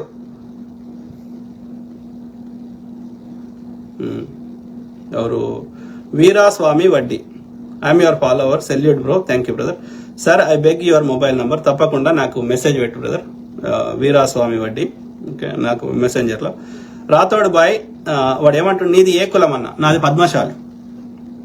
నాది బోడా అని ఉంటే ఇది లంబాడి అనుకుంటున్నారు కానీ కాదు, నాది పద్మశాలి. ఓకే. సో ఇట్లా అమెరికాలో కూడా వాళ్ళు మెక్సికన్స్ బోడా అని ఉంటే వాళ్ళ మెక్సికన్లు ఉంటుందంట, మెక్సికన్ అనుకున్నారు కానీ మాది పద్మశాలి. Okay, simple. లంబాడి వాళ్ళని ఎస్టీల నుండి తీసేయాలి అన్న. Correct brother. మాలకరం ఆమె ఇందిరాగాంధీ ఆమె మెదక్లో పోటీ చేసినప్పుడు ఆమెకు లంబాడలో ఆడ ఎక్కువ మంది సెటిల్ అయ్యారు. ఎందుకైనా తెలియదు. ఈ వరంగల్ ఎక్కున్నారు, ఈ మెదక్లు ఎక్కున్నారు, ఈ బంజారాలు. సో అందుకని వాళ్ళ ఓట్లు పడితే ఆమెకు గెలుస్తారని చెప్పి ఆమె వీళ్ళని ఎస్టీలో కలిపింది. వీళ్ళు ఎస్టీలు లేకుండే. ఓకే, వీళ్ళని తీసేయాలి. గోండ్ అన్నలు, కోయన్నలు, చెంచన్నలు, ఇంకా ఇక్కడున్న మూలవాసి ఆదివాసీ అన్నలు మీరు పోరాటం చేయండి. ఓకే, మీ తుడుం దెబ్బలు చూపెట్టండి. వీళ్ళని పంపిద్దాం, రాజస్థాన్ పంపిద్దాం. వీళ్ళు ఎక్కువ నకరాలు దింగుతారు. ఓకే, తప్పదు. ఈ లాంగ్ బాడీలను పంపిద్దాం. ఆడ పోయి బీజాపన్ సంఖ అన్ని నాక్కోండి. ఓకే, రాతోడు బాయ్ పంపిద్దాం. రాజేష్ మామిడిపల్లి, మీరు కూడా ఒక గన్ను పెట్టుకోండి బ్రదర్. అప్పుడు గానీ వీళ్ళు మాట వినరు. అసలు చంపడం గురించే మాట్లాడరు, మీ కామెంట్స్ లో పెట్టరు. అసలు గన్ను ఉందంటే అర్థం చేసుకుంటారు. 2 నిమిషాల్లో వస్తారు బ్రదర్. రాజేష్ మామిడిపల్లి బ్రదర్, 2 నిమిషాల్లో పోలీసు వాళ్ళు వస్తారు. ఓకే, మనము ఎవడు డోర్ కొట్టినా తీయొద్దు. First thing. ఓకే, రెండోది మనకు కొంచెం అనుమానాస్పదంగా ఉన్న పోలీసులకు కాల్ చేయాలి. 5 నిమిషాల్లో మన దగ్గరకు వస్తారు. We should not take any risk. Okay, అర్థమైందా? గన్ను ఉండడం వల్ల ఏమంటారు, దానివల్ల నష్టమే జరుగుతుంది కానీ లాభం జరుగుతులేదు ఎవరికైనా. ఎందుకంటే ఒకవేళ బై మిస్టేక్ లా మిస్యూజ్ చేస్తే నీ జీవితాంతం నువ్వు జైలు ఉంటావు. Okay, first thing. రెండోది, నువ్వు వాళ్ళలాగా ఎక్స్పర్ట్ గా ఇప్పుడు వాడు ప్రిపేర్ అయ్యి వస్తాడు కాబట్టి నువ్వు ప్రిపేర్డ్గా ఉండవు కాబట్టి నీకు దాన్ని కరెక్ట్ గా వాడడం తెలియదు కాబట్టి నువ్వు దాన్ని మిస్యూజ్ చేసే అవకాశం ఉంటుంది. చిన్నపిల్లలకి ఎక్కడ యాక్సెస్ వచ్చింది అనుకో ఇంకా ఇబ్బంది అవుతుంది. గన్నుని అది నువ్వు ఓపెన్ గా క్యారీ చేసినా, చిన్నపిల్లలు ఉన్నప్పుడు క్యారీ చేసినా మళ్ళీ పెద్ద పనిష్మెంట్లు వస్తాయి. దానివల్ల మిస్యూజ్ ఎక్కువ ఉంది. ట్రైన్డ్ పర్సన్ చేసి 24 hours దాన్ని ఎట్లా వాడాలో తెలిసిన వాళ్ళకి అప్పుడప్పుడు సిచ్యువేషన్ తగ్గట్టుగా వాడే వాళ్ళు మోస్ట్లీ మిస్యూజ్ అవుతుంది. ఓకే, కాబట్టి the best option is don't put all the protection, security కెమెరాలు అవన్నీ పెట్టడంతో పాటు బందోబస్తుగా పెట్టుకొని, ఓకే, ఎవరు డోర్ కొట్టినా ఇన్స్టెంట్ గా తీయకుండా కొంచెం అనుమానాస్పదంగా ఉన్నా కాల్ 911. ఇన్స్టెంట్లీ 5 minutes వస్తారు. వచ్చే లోపల వీడు పారిపోతాడు. దొంగ అయితే నిజంగా క్రిమినల్ అయితే పారిపోతాడు, మంచోడు అయితే ఉంటాడు. సింపుల్. ఇప్పుడు మొన్న మోటల్ది, ఆ మోటల్లా వాడు వచ్చేసి ఇట్లా కాల్చేసి పోయిండు. ఈయనకి సిగ్గు సరం లేదు ఈ ఇండియన్కి. ఓకే, వీడెందుకు పోయిండు? పోలీసులకు కాల్ చేస్తే అయిపోవు కదా, వాడిని తీసుకుపోయాలి కదా. వీడెందుకు పోయిండు? ఆడికి ఆర్ యూ బర్డ్ అనుకుంటా పోయిండు. They don't have brain. Indians are not using brain. Okay, అది మళ్ళీ ఒకరోజు మాట్లాడదాం. రమ్మనండి, ఎవడొస్తారు రండి. Kumar Mahender, super sir, thank you. So మాలకరణ్, చిన్న జియర్ స్వామి, మొత్తం బాపనోళ్ళ పైసలతో, వాడు బాపనోడు, మొత్తం బాపనోళ్ళ పైసలతో హైదరాబాద్ లో మై హోమ్ రామేశ్వరరావుతో కేసీఆర్ లుచ్చనా కొడుకు వానికి సాష్టాంగ నమస్కారం చేస్తాడు. సీఎం కుర్చీలో, రాజ్యాంగ పదవులను సీఎం కుర్చీలో వాడిని కూర్చొని పెడతాడు చిన్న జియర్ గాని. అంటే అర్థమైంది, మన యొక్క 4 కోట్ల మంది తెలంగాణ ప్రజల ఆత్మగౌరవాన్ని ఆ తూర్పు గోదావరి జిల్లాకు చెందిన టైపిస్ట్ అయినటువంటి బాపనోన్ దగ్గర పెట్టేసిన పాదాల దగ్గర. నీకోడు ఇచ్చిన అధికారం గాడిది కొడుకు. ఆలోచించబడుతుంది. హైదరాబాద్ లో మై హోమ్ రామేశ్వరరావుతో కేటీఆర్ తో my home constructions, real estate, lands. ఆడ ఎంత పెద్దది అంత కట్టుకున్నాడు. పెద్దదాన్ని కట్టిండు కదా, ఏదో సమానత్వ విగ్రహం అని చెప్పి. సమానత్వానికి ఎవరిని తీసుకొచ్చినావు? అదే మోడీ గాని, అదే అమిత్ షా గాని, అదే ఆర్య బనియాలను, ఆర్య బ్రాహ్మణులు. అంటే మీరంతా ఒక పథకం ప్రకారం చేస్తారు కదా. సునీల్ రిషి అన్నగారు, మీరు చెప్పిన ఏం చేసినా మన ఇండియన్స్ గొర్రెలు మారరే అన్న. అదే బ్రదర్, ఎందుకు మారతలేరు అంటే ఈ మతం అనేది అడ్డు పెట్టిరు, ఈ బ్రాహ్మణిజం పెట్టిరు. ఈ సనాతనం అంటే బ్రాహ్మణిజం, మనువాదం బ్రాహ్మణిజం. హిందూయిజం అంటే భారతదేశంలో అన్ని ఆచార వ్యవహారాలన్నీ హిందూయిజం. భారతదేశంలో ఉన్న ముస్లిమ్స్, క్రిస్టియన్స్, ఎవ్రీ బుద్ధిస్టులు, జైనిస్టులు అన్ని హిందూయిజమే. హిందూ అనేది గడ్డ పేరు, జీవన విధానం పేరు. ఓకే, ఈ సనాతనం అనేది బ్రాహ్మణిజం. ఆధిపత్యము యొక్క వివక్ష. అన్న, మన దునియాలో లంగాలు దొంగలే కరెక్ట్ అన్నగారు. మీరు సమాజాన్ని ఎంతో కొత్త మారుద్దామని ఎన్ని ప్రయత్నాలు చేసినా మనోళ్ళు అదే బ్రదర్, అందుకే మనం నెత్తినోరు కొట్టుకుంటున్నాం. ఇక గాడి కొడుకులు, ఎవడైతే అంధభక్తులు, గొర్రెలు, ఓకే కాదు, అది మన ఏమంటారు, తాగే వాటినేమో వాటి పారవేయమంటారు, పాలనేమో పారవేయమంటారు. ఓకే, అది ఉచ్చనేమో తాగుమంటారు. ఇక అట్లాంటి వాళ్ళని ఏం మాట్లాడతాం మనం? అది వద్దని పారవోసే వాటినేమో తాగుమంటున్నారు. అది తన బిడ్డ కోసం ఇచ్చే పాలని శ్రేష్టమైన తన బిడ్డ పోషకానికి చేసే దాన్ని ఏమో పారవేయమంటున్నారు. ఇంకా అట్లాంటి వాళ్ళు ఏం చెప్తారు మనకి? ఇప్పుడు ఎన్నో డే టు డే సమస్యలు అడిగితే జై శ్రీరామ్ అనుకుంటా పెట్టాను ఏమంటాం మనం? మూర్ఖుడు, ఓకే, దోపిడీదారుడు, వివక్షదారుడు, శ్రమ దోపిడీ చేస్తున్నాడు, సంపద దోపిడీ చేస్తున్నాడు, అధికార దోపిడీ చేస్తున్నాడు, అన్ని రకాలుగా మనం దోపిడీ చేస్తుంటే మనం భరించాలి. ఎన్నేళ్ళు వానికి సేవ చేయడానికి మనం బతుకుండాలి. కాబట్టి 2 రొట్టెలు ఇస్తా, లేకపోతే 5 కిలోల దొడ్డు రేషన్ బియ్యం ఇస్తా అంటారు. ఆ దొడ్డు రేషన్ బియ్యం కూడా మనకి డిస్కౌంట్లు ఇస్తున్నాడు. ఆ దొడ్డు రేషన్ బియ్యం దాన్ని కూడా అది కొత్తగా పండించినప్పుడు ఇయ్యాడు, పారబోసేటి ఇస్తాడు. ఎందుకంటే అలా వీడు అవి ఇవ్వకపోతే ఈ కొత్తగా వచ్చిన ధాన్యం అలా పెట్టలేడు గోదాములలో. అది పరిస్థితి. అది వాడి బతుకు. అంటే మన ఎంత మనిషి కూడా చూస్తారు, ట్రీట్ చేస్తాడు వాడు. ప్లీజ్ అన్న, ఇప్పుడున్న సమాజంలో లుచ్చాలు, లంగాలు ఎక్కువయ్యారన్నా. ఎనీహౌ, నీ ప్రయత్నానికి నా సెల్యూట్ అన్నా. నువ్వు ఇండియాలో లేకున్నా నీ విశ్వ ప్రయత్నానికి నా శిరస్సు వంచి నీకు వందనాలు తెలుపుతాను అన్నగారు.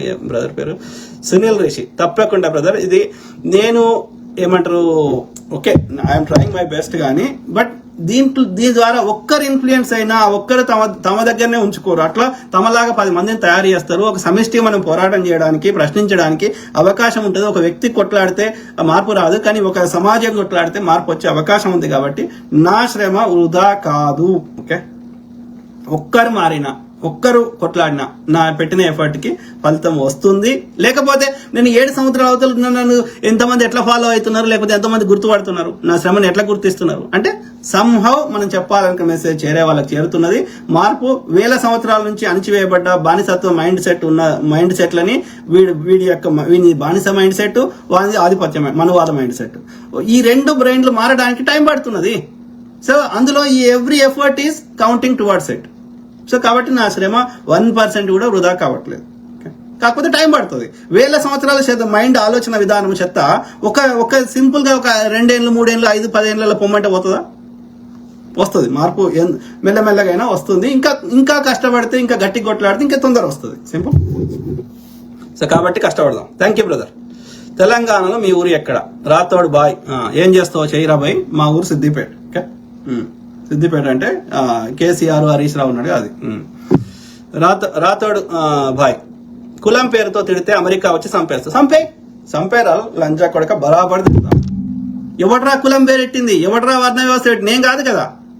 నా కులం పేరు నాకు ప్రకృతి పెట్టలేదు, సృష్టి పెట్టలేదు, నా శరీరం మీద ఎక్కడా లేదు పుట్టినప్పుడు. ఓకే, సో కాబట్టి పుట్టిన అందరినీ తీసుకొని ఒక దగ్గర పెడదాం బట్టలు లేకుండా. ఓకే, ఎవడు ఏ కులమో చెప్పురా చూద్దాం.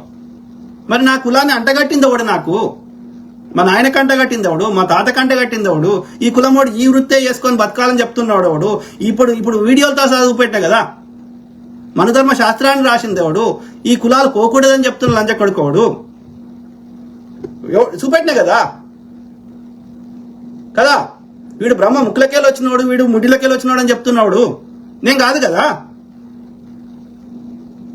కాబట్టి కులం పేరుతో తిడితే బరాబర్ తిడతాం. మరి గోండోళ్ళు ఏం చేసిర్రు? గోండన్నలు ఏం పాపం చేసిర్రు? కోయన్నలు ఏం పాపం చేసిర్రు? చెంచాన్నలు ఏం పాపం చేసిర్రు? వాళ్ళ వాటాలు వాళ్ళకి ఎందుకు రావద్దురా? లంజా కొడక, లాంగ్ బాడీ, పో లాంగ్ బాడీ. అర్థమైందా? వేస్ట్ నా కొడక, పో రాజస్థాన్ పోయి ఉప్పు అమ్ముకోపో. లంజా కొడక బరాబర్ తిడతాం. సంపురా చూస్తా, సంపు. నువ్వు చంపుతుంటే మేము కూర్చుంటాం రా. నువ్వు ఒక్కడు పడితే నా 4 అంతా. రాజేష్ మామిడిపల్లి, మీకు బిగ్ బాస్ లో అవకాశం వస్తే పోరా?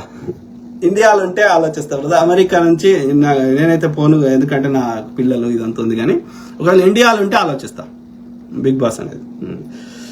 ఎవరు మాలాకరణ్, తప్పేముంది బ్రదర్, తప్పేముంది, పోతే మంచిగానే ఉంటది కదా. యాక్టివ్ పార్టిసిపేషన్ కానీ, అంటే ఫిజికల్ టాస్క్లు మరీ బలం ఉన్నందే రాజ్యం అవుతుంది కాబట్టి ఫిజికల్ టాస్క్లు కాకుండా కొంచెం మెంటల్ టాస్క్లు ఎక్కువ పెడితే, అంటే ఎక్కువ ఫిజికల్ స్ట్రెంత్ లేకుండా మెంటల్ టాస్క్లు పెట్టి ఉంటే ఇంటరాక్షన్ మంచి ఒక ఎన్వైరన్మెంట్ ఉంటుంది, పోవచ్చు, ఏం తప్పేం కాదు.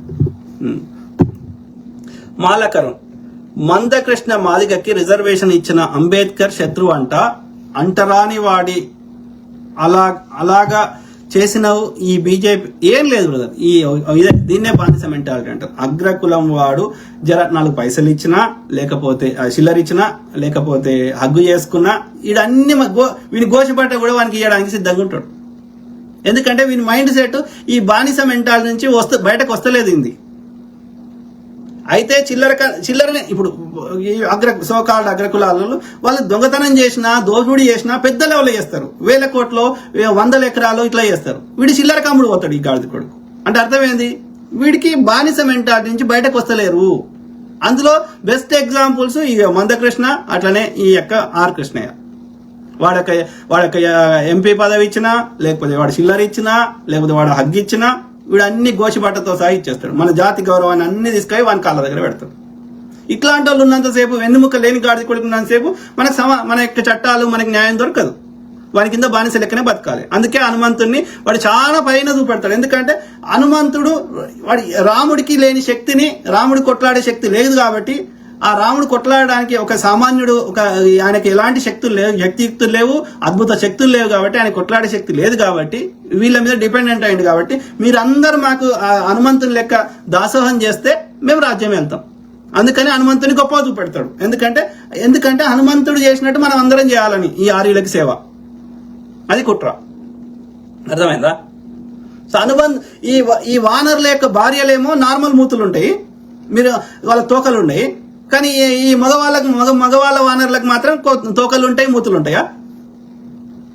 మీరు జాంబవంతుని భార్య కానీ, హనుమంతుడిని పెళ్లి చేసుకోలేదు, అంగదుని భార్య కానీ, మిగతా వాళ్ళకి ఎవరికి ఉండే మూతులు ఇట్లా, లేకపోతే వెనక తోకలు ఉండే. మరి ఆడ కోతులకు తోకలు ఉంటాయి, మగ కోతులకు తోకలు ఉంటాయి. అంటే అర్థమైంది, వాళ్ళు వానరులు కాదు. వానరులు అంటే వనంలో ఉండే నరులు. అర్థమైందా? అడవులలో ఉండే అడవి మనుషులు వాళ్ళు.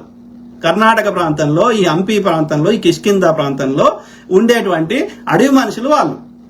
వాళ్ళకి ఏంటంటే అడవి మనుషులకి ఎగిరేటువంటి టెక్నిక్ కూడా వాళ్ళు నేర్చుకున్నారు. కొన్ని యోజనాల వరకు వాళ్ళు ఎగిరేటప్పుడు, బాక్సింగ్ చేసేటప్పుడు మూతికి ఇట్లా పెట్టుకుంటారు కదా, మూతి ఎత్తుకుంటది కదా, ఎందుకంటే అది బ్రీతింగ్ ఆపుకోవడానికి. అట్లా వీళ్ళు మూతికి ఇట్లా పెట్టుకొని ఆ తోక ద్వారా చెట్లు ఎక్కడము, అట్లా ఎగరడము, ఇవన్నీ నేర్చుకున్నారు కొన్ని టెక్నిక్స్ అడవి మనుషులు. అందుకని వాళ్ళు చూడడానికి అట్లా అనిపించే వాళ్ళు, కానీ వాళ్ళు నిజంగా వాళ్ళు కోతులు కాదు, వాళ్ళు మనుషులే. Okay, simple. కాకపోతే ఆయన ఎందుకు హైలైట్ చేస్తున్నారంటే ఈ మూలవాసులు మా ఆర్యులకి అట్లా హనుమంతుని లెక్క సేవ చేయాలనేది కాన్సెప్ట్. సింపుల్. ఓకే, మన బానిసలు చేస్తున్నారు అంతే. వాడి అలాగా చేసిన ఈ బీజేపీ ఆర్ఎస్ వాళ్ళకి ఓటు వేయాలి అంట మాదిగ కులంకి సిగ్గులేదు. వానికి మందకృష్ణ మాదిగ అనేటువంటి సిగ్గు, శరము, మానము, లజ్జ లేదు. అన్నం తింటుండో, వాడు గడ్డి తింటుండో, ఇంకేం తింటుండో నాకు తెలియదు. ఓకే, వాడు జెన్యున్ గా కొట్లాడంటే ఎప్పుడో వర్గీకరణ జరిగేది.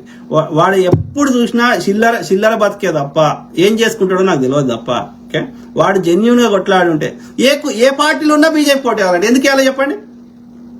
మరి వాడు చట్టమన్నా చేసిండు. పోనీ వాడు కోర్టు తీర్పులు ఇచ్చింది, కోర్టు తీర్పులు తప్ప వాడు చట్టమన్నా చేయలే కదా మళ్ళీ ఆ యొక్క వర్గీకరణకి. మరి చట్టం చేయమని కొట్లాడలే వీడు. Very unfortunate. హెచ్ఆర్వేన్, బ్రాహ్మణిజం శూద్రులను ఎన్నటికీ బానిసలుగానే చూస్తుంది. ఆ విషయం అర్థం చేసుకోవడానికి శూద్రుల్లో ఒక్కరు కూడా అదే బ్రదర్. మనలకి ఏంటంటే ఈ ఏమంటారు, అదే బానిస మెంటాలిటీ కానీ, ఒక చిల్లర తోటి బతికేద్దాం. ఓకే, ఈ దేశము మనకు ఇంతకంటే పైకి వద్దు అన్నట్టుగా బతికేద్దాం. దాన్ని బానిస మైండ్ సెట్ అంటారు కదా, మెంటాలిటీ. అదే. సో అల్లకెళ్ళి బయటకు వస్తలేరు. నేనెందుకు కావద్దు, నేనెందుకు ఇదిగా ముఖ్యమంత్రి కావద్దు, నేనెందుకు ఈ యొక్క ఉన్నత స్థానంలో ఉండొద్దు, నేనెందుకు ఇచ్చే స్థానంలో ఉండొద్దు, నేనెందుకు తీసుకునే స్థానంలో ఉండాలి. ఈ మైండ్ సెట్ పోతలేదు ఈ గాడిద కొడుకులకి. 1000 సంవత్సరాల నుంచి అట్లా ఉంది, అది పోతలేదు. చాలా కష్టమవుతుంది. అంబేద్కర్ గారు, పూలే గారు, పెరియార్ రామస్వామి గారు ఇట్లాంటి మహనీయులు ఎంతో ప్రయత్నం చేసినా కానీ కొన్ని ప్రాంతాల్లో కొంతవరకు సక్సెస్ అయినా ఇంకా పూర్తిగా ఈ మనువాదం నుంచి వీళ్ళని బయటకు తీసుకురావడానికి చాలా కష్టమవుతుంది. కానీ పోరాటం చేయాలి, తప్పదు. Okay, simple. వీరాస్వామి వడ్డీ, సార్ మీ శ్రమ వృధా కాదు. Correct brother, thank you. Rathod bhai, అరే నా కొడక నీవెందుకు అమెరికా పోయినావురా నా కొడక? నేను పోయినా, ఎప్పుడు పోయినరా నా కొడక? నేను 2001లో అమెరికాకు వచ్చిన. నేను 96 to 2000 Osman university OU campus లో బయోమెడికల్ ఇంజనీరింగ్ చేసినాక ఎందుకు వచ్చిన అమెరికాకి? ఎందుకు వచ్చిన అంటే నా క్లాస్మేట్స్ అందరూ అప్పట్లో ఇప్పటికంటే ఎక్కువ అమెరికాకు పోవాలి, అమెరికా అంటే ఒక ట్రెండ్ ఉంది కాబట్టి అందరు వచ్చిర్రని నేను వచ్చిన. నాకు అమెరికా రావాలి, పీకాలి, ఆడేదో పీకాలి లేదు. తప్పకుండా నేను నా పిల్లలు జర పెద్దగా అయ్యి వాళ్ళు కాలేజీ పోయినాక పర్మనెంట్గా వస్తా. నీ ఇల్లేదో చెప్పు, నీ జాగేదో చెప్పు. ఓకే, నేను నాతో పాటు నా సపోర్టర్స్ కానీ సెక్యూరిటీ కానీ అందరిని తీసుకొని వస్తా. రోడ్ మీద కూర్చుంటే గల్ల పట్టుకొని కొట్లాడు. అర్థమైందా? 3-4 ఏళ్ళు అయితే నా పిల్లలు జర పెద్దగా అవుతారు, కాలేజీకి పోతారు. తర్వాత నాకు బరువు బాధ్యతలు జర తగ్గుతాయి. తర్వాత పర్మనెంట్గా వస్తా. ఏడికి రమ్మంటే ఆడికి వస్తా. ఎంత కొట్లాడదామంటే అట్లా కొట్లాడు. ఎవడరా రానన్నది? మా అమ్మ నాయన అన్నే ఉన్నారు, నా చెల్లె అన్నే ఉంది. ఓకే, నా చుట్టాలు అన్నే ఉన్నారు, నా అన్నదమ్ములు అక్కజల్లెల కోసం నాకు భారతీయ పౌరసత్వం ఉంది. నేను కావాలని రాలేదు. ఆ యొక్క కాలేజ్ అయిపోయినాక 21-22 ఏళ్ళ వయసులో ఏం తెలుస్తుందిరా? అందరు దోస్తులు పోయిన నేను వచ్చినా అంతే. ఏం తెలుస్తుంది ఆ ఏజ్లో? వస్తాం, బరాబర్ వస్తాం. ఎందుకురా? చెప్పినా కదరా అమెరికాకి ఎందుకు పోయినా చెప్పినా కదా. అట్లా అనుకుంటే అమెరికా అనుకుంటే మరి ఇప్పుడు నేను 10 ఏళ్ల నుంచి నాకు ముచ్చట చెప్పాల్సిన అవసరం. నా లెక్క అమెరికాకి చాలా మంది వచ్చారు కదా, వాళ్ళ లెక్క నేను కూడా నోరు మూసుకొని ఉండేటోని కదా, వాళ్ళ లెక్క అమెరికా పౌరసత్వం తీసుకునేటోని కదా. అట్లా కాదు కదా. వీరాస్వామి వడ్డీ, పరమ పూజ్య డాక్టర్ అంబేద్కర్ ఆశీస్సులు మీకు ఎప్పుడు ఉంటాయి సార్. Thank you brother. ఎవరు? రాజేష్ మామిడిపల్లి ఏమంటారు బ్రదర్? ఆఖరికి అమెరికా వాళ్ళు కూడా కనిపెట్టి చెప్పారు భారతదేశంలో బ్రాహ్మణులు బాగుపడుతున్నారు అని. మొన్న అమెరికా సెక్రటరీ చెప్పాడు. దేశం పేరు చెప్పుకుని బ్రాహ్మణులు దోచుకుంటున్నారు అని అయినా కూడా అర్థం కావట్లేదు శూద్రులకి. అమెరికా ఏదో భారతదేశ అన్ని చేయడానికి ప్రయత్నిస్తుంది అన్నట్టుగా సృష్టించింది. అమెరికా ఇక వాళ్ళు ఎందుకు చేస్తున్నారు, వాళ్ళ జియో పాలిటిక్స్ ఏంది, లేకపోతే అక్కడ ఏమున్నాయి అనేది అది వేరే ముచ్చట. కానీ ఏది ఏమైనా అమెరికా ఒక దేశము, వాళ్ళ ఇంటర్నల్ వాళ్ళ సమస్యలు వాళ్ళకు ఉన్నాయి. కానీ ఇండియాలో మాత్రం ఈ బ్రాహ్మణులు మనువాదం పెంచి పోషిస్తున్న గాడిద కొడుకున్నారు. దాని మీద నిరంతరం పోరాటం చేయాల్సిన అవసరం ఉంది. సో ఏమంటున్నారు సునీల్ ఋషి అన్నగారు, ఈ రాథోడ్ గారు కేసీఆర్ గాని చెంచాగాడు అన్న, నిజమైన లంబాడీలు వీళ్ళు కాదు అన్న. నిజమైన లంబాడీలు మన ఆదిలాబాద్ వాసులు, నిజమైన లంబాడీలు మన ప్రవాస గోండులు. ఈ లుచ్చాగాళ్ళు మన వాళ్ళు కాదు. వీళ్ళు ఆ మార్వాడి డిఎన్ఏతో ఉన్న వాళ్ళే అన్న. మార్వాడి గాళ్ళు ఇప్పుడున్న లంబాడి వాళ్ళు ఒకటే డిఎన్ఏ అన్న. కరెక్ట్ బ్రదర్, వాళ్ళే చెప్పుకుంటారు, మనం కాదు చెప్పేది. మీరు ఎవరన్నా ఈ కొంచెం తెల్లగా ఉన్న లంబాడీల దగ్గరికి పోయి అడగండి. ఓకే, వాళ్ళే చెప్పుకుంటారు మేము రాజపుత్రులము, మేము అక్కడ రాజస్థాను ఏదో చెప్పుకుంటారు. కానీ వాడు ఇక్కడ ఫీల్ కాడు. ఇక్కడ రిజర్వేషన్ ఇక్కడికి వచ్చే ఇక్కడ ఉండే మూలవాసులైన చెంచులయ్యి, గోండులయ్యి, ఈ కోయలయ్యి వీళ్ళకి రావాల్సిన అన్ని కొట్టేస్తారు. కొట్టేసి అన్ని దోసుకొని అన్ని అనుభవించి ఇక ఎస్టీలకు రావాల్సిన మీరు చూడండి. గవర్నమెంట్ ఉద్యోగాలు కానీ, ట్రాఫిక్ పోలీసులు కానీ ఏదన్నా చూడండి, అంత లంబడోలో ఉంటారు. మళ్ళా వాడు ఇక్కడ ఉంటాడు, ఇక్కడ తింటాడు, ఇక్కడ ఎరుగుతాడు, మళ్ళా అక్కడ రాజస్థాన్ పాట పాడతాడు. ఆడికే ఓ ఆన్నే తినుకో, ఆన్నే ఎరుక్కో, ఆన్నే ఏమంటారు ఆ పాటనే వాడు. ఈడ ఉండి ఆడ ఎందుకు పాట పాడుతున్నావు? వాడు అమెరికాకు వచ్చింది అందుకు అంటున్నా. అమెరికాకు వచ్చిండ్రా కరెక్టే, కానీ నాకేం అడుగుతలేను కదా. అమెరికా ప్రభుత్వాన్ని అడుగుతలేను, ఇండియా ప్రభుత్వాన్ని అడుగుతలేను కదా. నాకు ఉద్యోగం అడుగుతలేను, నాకు ఎలాంటి స్పెషల్ ఫేవర్స్ అడుగుతలేను కదా ఎక్కడి నుంచి. నేను అక్కడ భారత ప్రజలు కట్టిన, తెలంగాణ ప్రజలు కట్టిన ట్యాక్స్ డబ్బులు తెలంగాణ ప్రజలకు ఖర్చు పెట్టమని వాళ్ళ తరఫున వాయిస్ ఇస్తున్నా. నాకున్న విశ్లేషణ కానీ, నాకున్న చదువు కానీ, నాకున్న తెలివితేటలు కానీ, నా వాయిస్ కానీ, నా గొంతు కానీ వాళ్ళ తరఫున మద్దతుగా మాట్లాడుతున్నా తప్ప అందులో ఇక్కడ అమెరికా ప్రభుత్వాన్ని కానీ, అక్కడ భారత ప్రభుత్వాన్ని కానీ, నాకు స్పెషల్గా తెలంగాణ ప్రభుత్వాన్ని కానీ, నాకు ఏదైనా ఫేవర్ కావాలి, నాకు పదవి కావాలి, నాకు పైసలు కావాలి, నాకు ఇంకోటి కావాలని అడుగుతలేను కదా. సో అది ఎక్కడున్నా చేస్తా, అమెరికాలోనే కాదు, ఆఫ్రికా రేపు పొద్దున ఆఫ్రికాకు పోయినా చేస్తా, భారతదేశంకి వచ్చినా చేస్తా. దాంట్లో నా స్వార్థ ప్రయోజనం ఏం లేదు కదా, ఏడుంటేంది. మీరు అట్లా చేస్తలేరు కదా, మీరు ఇక్కడ తెలంగాణలో వండుకుంటా రాజస్థాన్ పాట పాడుతారు కదా, లేకపోతే అక్కడ బీజేపీ పాట పాడతారు కదా, ఉత్తరాది ఆధిపత్యం మా మీద రుద్దే ప్రయత్నం చేస్తారు కదా, మీ జై శ్రీరామ్ని మా మీద రుద్దుతారు కదా, మా ఎల్లమ్మని పోషమ్మ జై ఎల్లమ్మ అనవు కదా నువ్వు, రాతోడు జై పోషమ్మ అనవు కదా, మా సకినాలు తినవు కదా, నీ డాడు లడ్డు మాకు తినిపిస్తావు కదా, అర్థమైందా? సో మాల కరుణ్ ఏమంటున్నారు అన్న, బీసీ రిజర్వేషన్ గురించి మీరు చెప్పింది కరెక్ట్ అన్న. మోడీ అనుకుంటే 370 సీట్స్ పార్లమెంట్ లో ఉన్నాయి, బిల్లు చేయొచ్చు, బీసీ బిల్లు చట్టసభలో చేయొచ్చు, చట్టసభలో చేస్తే అది అన్నిటికీ వర్తిస్తుంది, ఇంక్లూడింగ్ స్థానిక ఏమంటారు లోకల్ బాడీస్ కూడా. మోడీ అనుకుంటే ఈడబ్ల్యూఎస్ ఒప్పడకుండా తెచ్చినప్పుడు బీసీ బిల్ పెట్టడానికి ఒక్క నిమిషం పని కాదు కదా, కావాలని చేస్తలేరు, కరెక్ట్. కానీ మోడీ చేయడు, ఎందుకంటే వాడు బీసీఏ కాదు, వాడు Bania, okay, Arya Bania. BC bill 42% reservation. కానీ ఇది నా బాధ ఏంటంటే లోకల్ బాడీస్కే ఇంత ఫైటింగ్ ఉంటే ఇక చట్టసభలో నేను ఊహించుకోలేకపోతున్నా ఎంపీలు ఎమ్మెల్యేలకి. అది కదా మెయిన్ అధికారం.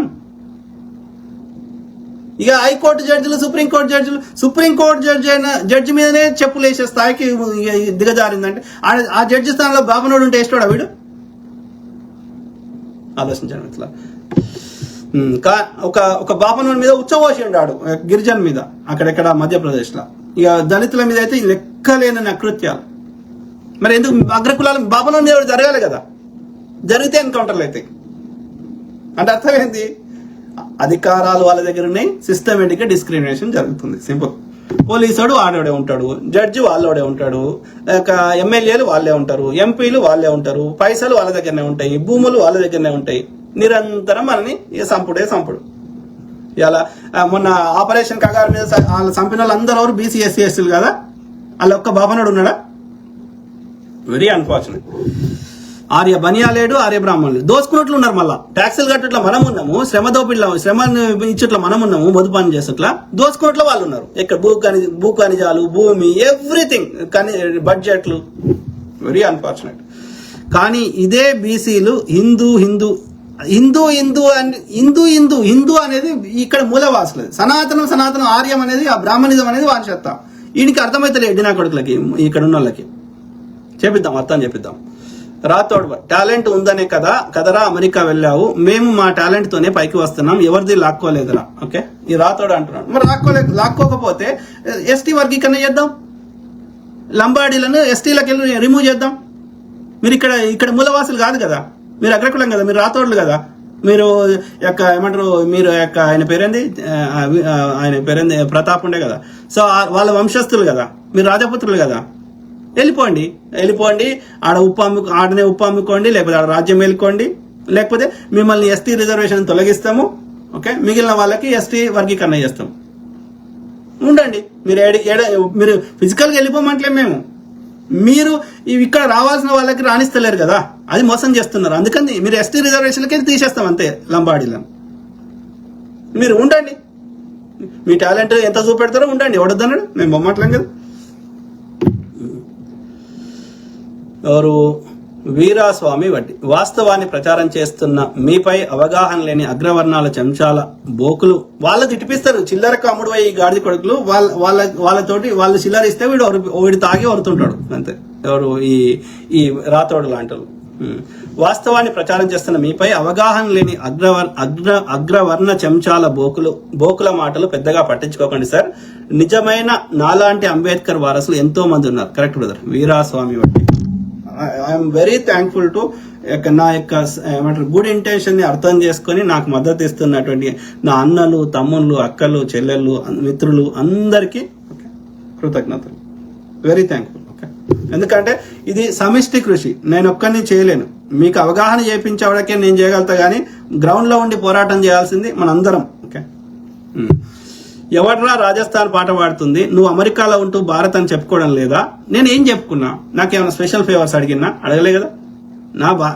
మాతృదేశం మీద ప్రేమతోటి అక్కడ ఉన్న సంపదాన్ని అందరికి సమానంగా చెందాలి, సమన్యాయం జరగాలని పోరాటం చేస్తున్నా. నేనేం అడుగుతా, అమెరికాలో ఉండి నాకు భారత్ నుంచి ఇది పంపి అది పంపి లేకపోతే ఇంకోటి నేను భారత్కి వస్తా, నాకు ఈ పదవి ఆ పదవి, I'm not asking any special favours కదా. అని మీరేం చేస్తున్నారు, తెలంగాణలో ఉండుకుంటా రాజస్థాన్ గొప్పది, మేము గొప్ప కులము, మేము యొక్క రాతోడ్లము, మేము పరిపాలన చేసినాము, మేము ఈ యొక్క ఎస్టీ రిజర్వేషన్ అనుభవించుకుంటా మేము రాజులము అని చెప్తే ఎవడింటారా? ప్లస్ మిగతా మీ తోటి సోదరులకి, మిగతా ఎస్టీలలో ఉన్న మిగతా ఇక్కడ మూలవాసులైన కులాలకి వాళ్ళకి రావాల్సిన రాకుండా చేస్తుంది మీరే కదా. ఇక్కడ బీజేపీ ప్రభుత్వాన్ని తేవాలని ప్రయత్నం చేస్తుంది మీరే కదా. జై శ్రీరామ్ అని మా పొద్దుగాలు వేస్తే మా మీద నెత్తి నింపుతుంది మీరే కదా. ఇక్కడ ఉన్న లోకల్ వ్యాపారస్తులని చంపేసి ఆ ఉత్తరాది మార్వాడి వ్యాపారస్తులకి ఊతమిస్తుంది మీరే కదా. ఈ మనువాద మెంటాలిటీ ఉన్న వాటికి, ఈ దోపిడీ మెంటాలిటీ ఉన్నటువంటి పార్టీల బీజేపీ బీఆర్ఎస్ లో సంకనాక్తుంది మీరే కదా. లెఫ్ట్ పార్టీలు లేవా, కమ్యూనిస్ట్ పార్టీలు లేవా, ఇంకో పార్టీ లేదా? లెఫ్ట్ పార్టీలకు మీరు మద్దతు ఇస్తలేరు కదా, దోపిడీ పార్టీలకి రైట్ పార్టీలకి ఈ మద్దతు ఇస్తారు కదా, మీరే కదా చేస్తుంది. సో 14వ శతాబ్దం నుంచి మా జాతి ఇక్కడే బతుకుతుంది. మా జీన్స్ ఎక్కడిది అంటే రాజస్థాన్ అంటే పాట పాడినట్టే. నువ్వే చెప్తున్నావు 14వ శతాబ్దం నుంచి ఉన్నామంటే మరి నీ 14 కంటే ముందు ఇక్కడనే పుట్టి పెరిగిన వాళ్ళ సంగతి ఏంది? గోండుల సంగతి ఏంది? గోండువానా రాజ్యం ఉండే మధ్యప్రదేశ్, ఈ యొక్క మన యొక్క తెలంగాణ ఆసిఫాబాద్ పైకి పోతే. ఓకే, సో మరి వాళ్ళ పరిస్థితి ఏంది? కోయళ్ళు అయితే ఇక్కడ లోకల్ ఉన్నారు కదా అనాది నుంచి, వేల సంవత్సరాల నుంచి. సమ్మక్క సారలమ్మ అంటే ఎవరు? ఈ కోయళ్ళే కదా. సో ఎప్పుడు వాళ్ళు ప్రతాపరుద్రుడి కాలం అంటే 12వ శతాబ్దం. అంటే 12వ శతాబ్దం అంటే కాకతీయుల కాలంలో చివరి రాజు. అంటే వాళ్ళు ఎప్పటి నుంచి ఉన్నట్లు లెక్క? వేల సంవత్సరాల నుంచి ఇక్కడనే ఉన్నట్లు లెక్క కదా.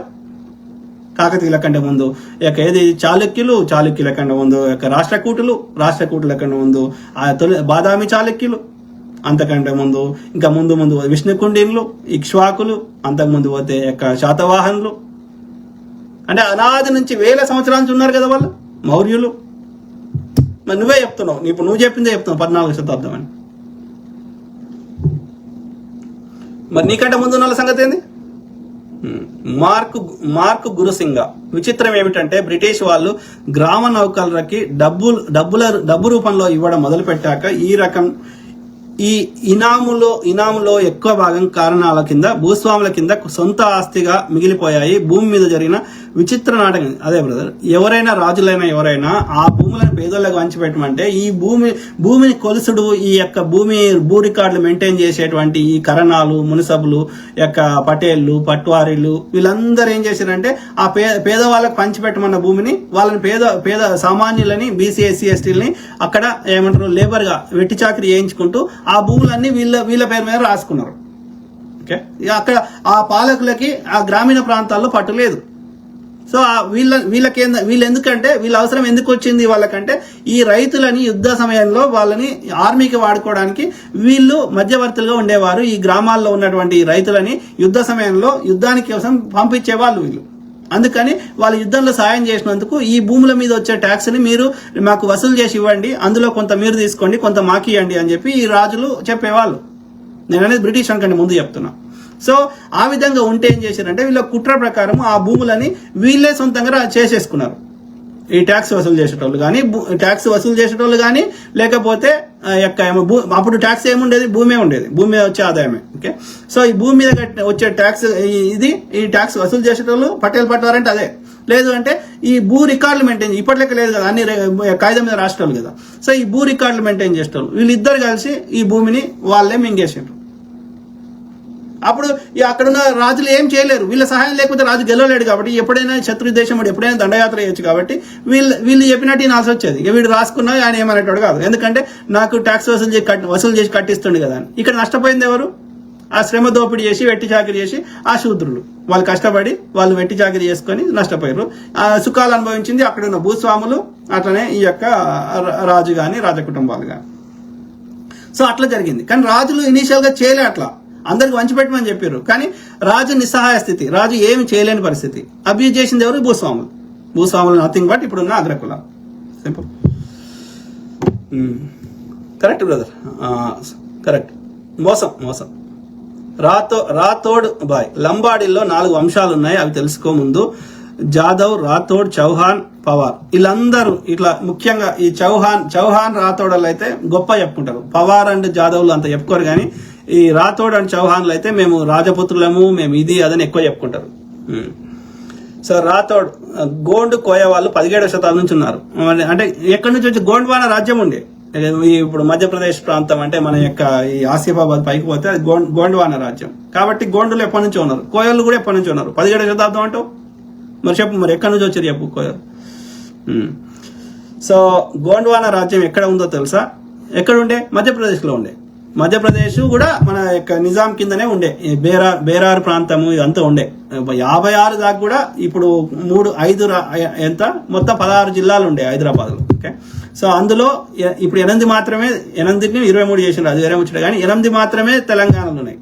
మిగిలిన 8 5 జిల్లాలు మహారాష్ట్రలో, 3 జిల్లాలు ఏమంటారు ఈ యొక్క కర్ణాటకలో ఉన్నాయి. అంతకుముందు బేరారు అనేది హైదరాబాద్ కింద లేకుండే, కానీ సపరేట్ రాజ్యంగా ఉండే. ఆ బ్రిటిష్ వాడికి సైన్య సహకారం కింద మన సొంత ఆర్మీ లేకుండా వాడు సైన్యంకి హెల్ప్ చేసిండు యుద్ధాల సమయంలో అని చెప్పి వాడికి బ్రిటిష్ వాడికి ఇచ్చేసిండు. ఇది సైన్యంకి ఫీజు కట్టాల్సి ఉంటది కదా, ఆ ఫీజు కింద ఈ బేరారుని ఇచ్చేసిండు. ఆ బేరారుని బ్రిటిష్ వాడు ఏం చేసిండంటే సెంట్రల్ ప్రావిన్స్ కింద, అంటే ఇప్పుడు మధ్యప్రదేశ్ ప్రాంతంలో కలిపేసిండు. అర్థమైందా?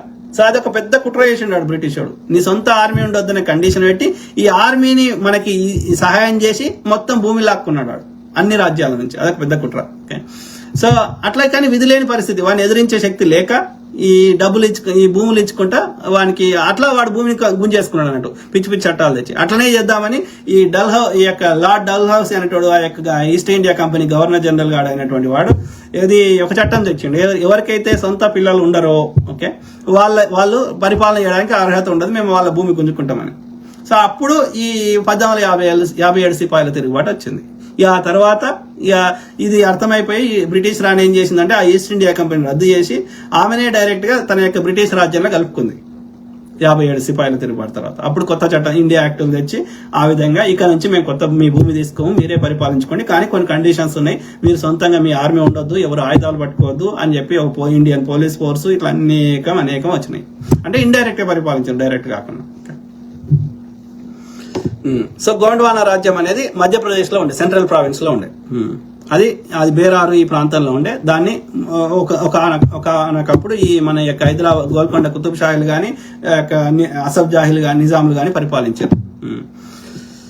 సో మాలకరుణ్ ఈ రాథోడ్ రాజులకు రిజర్వేషన్ ఎందుకు, ఈ రాథోడ్ రాజులకు రిజర్వేషన్ ఎందుకు తీసేయాలి ఎస్టీ రిజర్వేషన్ నుండి? కరెక్ట్ బ్రదర్, ఎస్టీలకు వెళ్ళి ఈ లంబాడీలను తొలగించాలి. ఓకే, మిగతా ఎస్టీలకి చాలా లాభం చేకూరుతుంది. ఎందుకంటే వీళ్ళతో పోలిస్తే వాళ్ళు అన్నిట్లలో చాలా వెనకబడి ఉన్నారు. కోయోళ్ళు కానీ గోండులు కానీ అందరికంటే వరస్ట్ చెంచులు.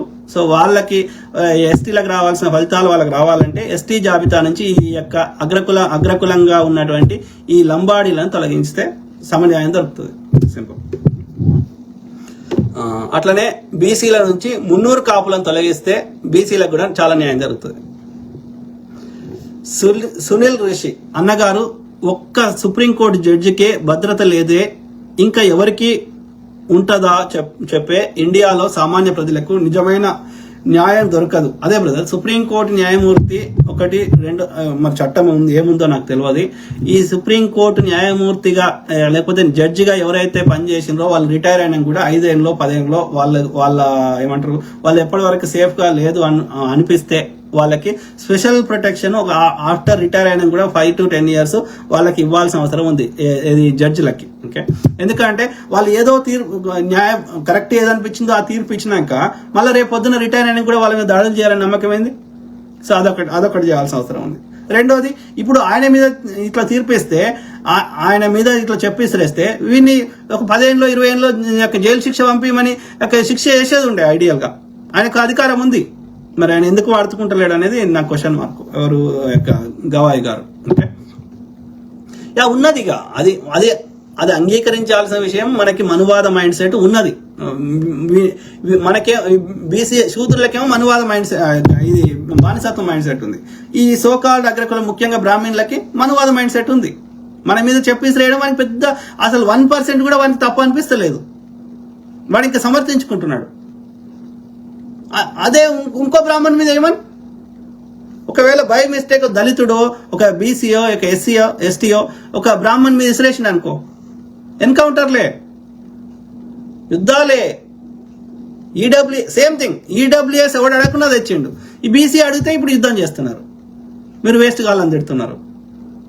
సో ఇదే మనువాదం అంటే ఎందుకు, ఇదే అర్థమైందా? సో ఇది పోవాలంటే చాలా కష్టమవుతుంది. Very unfortunate. షూ విసిరితే మరగని కుక్కలు ఇవాళ ఎక్కువ మరుగుతున్నాయి అన్న నిజంగా నీతి నిజాయితీ. ఎందుకంటే వాళ్ళకి ఈ దోపిడీ మెంటాలిటీ నుంచి అది ఎల్లకాలం అట్లనే దోపిడీ జరగాలి, న్యాయం ఇట్లా మనని వాడు రాసుకున్న పుస్తకమే తప్పు రాసుకున్నాడు. సో దాని పుస్తకాన్ని ఇప్పుడు పార్లమెంట్ ఓపెనింగ్ ఎవరు వచ్చిర్రు, గతంలో అన్ని మతాల వారు అందరు ట్యాక్సులు కడుతున్నారు, అన్ని దేశ జాతీయవాదులు దేశం మీద ప్రేమ ఉన్న వాళ్ళు వచ్చారు ఇవాళ కదా. చూడండి, అంటే అది క్లియర్గా ఇట్స్ ఆల్ ఇండికేటర్స్. అవన్నీ మనకి ఒక ఇండికేషన్ చూపెడుతున్నాయి కదా. ఇది అంత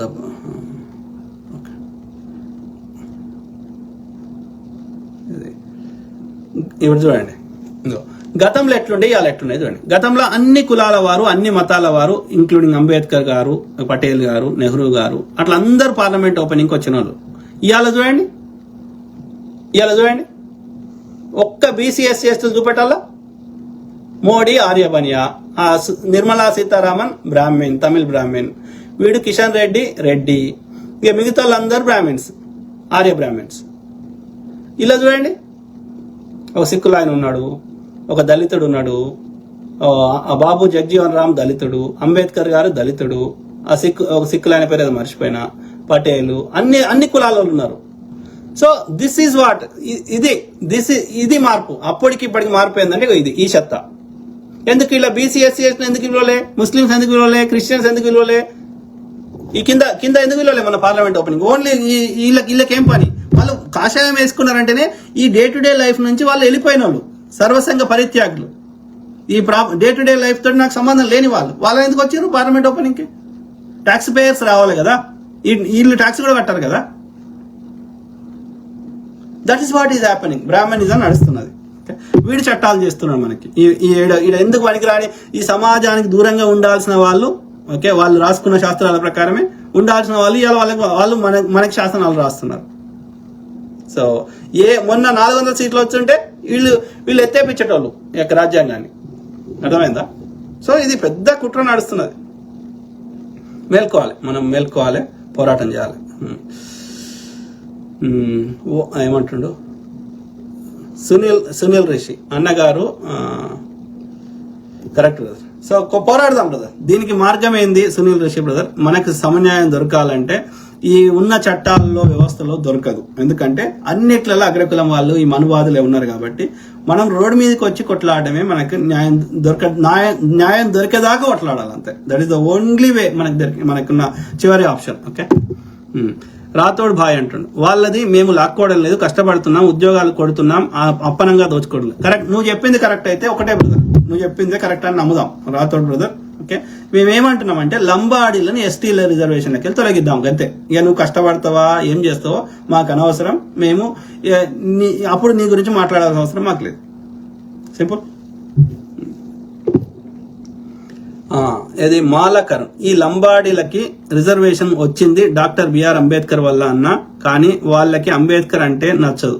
అదే బ్రదర్, ఇక్కడ ఉంటున్నారు అక్కడ పాట పాడుతున్నారు. వీళ్ళకి ఈ మత పిచ్చి మనువాదం ఉన్నది. ఓకే, ఈ లంబాడీలకి. ఓకే, వాళ్ళు ఇక్కడ ఈ ప్రాంతంగా ఫీల్ గారు, అక్కడ ఏమున్నారో ఏం లేదో మనకు తెలియదు. వాళ్ళు చెప్పుకుంటున్న ప్రకారం మేము రాజపుత్రులం అని చెప్పుకుంటారు. సో ఏది ఏమైనా వాడు ఈ ఎస్టీ రిజర్వేషన్ అనుభవించుకుంటా వాడు అగ్రకులం అనే ఫీల్ అవుతున్నాడు. అన్నప్పుడు నువ్వు ఎస్టీ రిజర్వేషన్ ఎందుకు అనుభవిస్తున్నావు? అగ్రకులం లెక్కుండు, నీతోటి కూడా మేము కొట్లాడతాం అనునిత్యం. అర్థమైందా? ఉత్తరాది కల్చర్ని, ఉత్తరాది ఆధిపత్యాన్ని, ఉత్తరాది దోపిడిని మా మీద రుద్దుతా అంటే నేను తీసుకోం. సింపుల్. ఓకే, వాళ్ళు ట్యాక్సీలు కట్టరు. గంత పెద్ద గోకుల్ చాటోడు వాడు క్యాష్ ట్రాన్స్ఫర్ మొత్తం క్యాషే. కూరగాయలు అమ్ముకునే అవ్వ రోడ్డు మీద బండి అమ్ముకునే 4 రూపాయలు రాని అవ్వ కూడా కార్డు పెడుతుంది, స్కాన్ చేసేది పెడుతుంది. కానీ గంత పెద్ద గూగుల్ చాటోడు అనాది నుంచి నేటి వరకు క్యాషే తీసుకుంటాడు. వాడు రిసీట్ ఇయ్యాడు, రిసీట్ ఇస్తే ఒక రేటు పెడతాడు, రిసీట్ ఇవ్వకపోతే ఇంకో రేటు పెడతాడు. అంటే అర్థమైంది, ఈజ్ చీటింగ్ ద సిస్టమ్.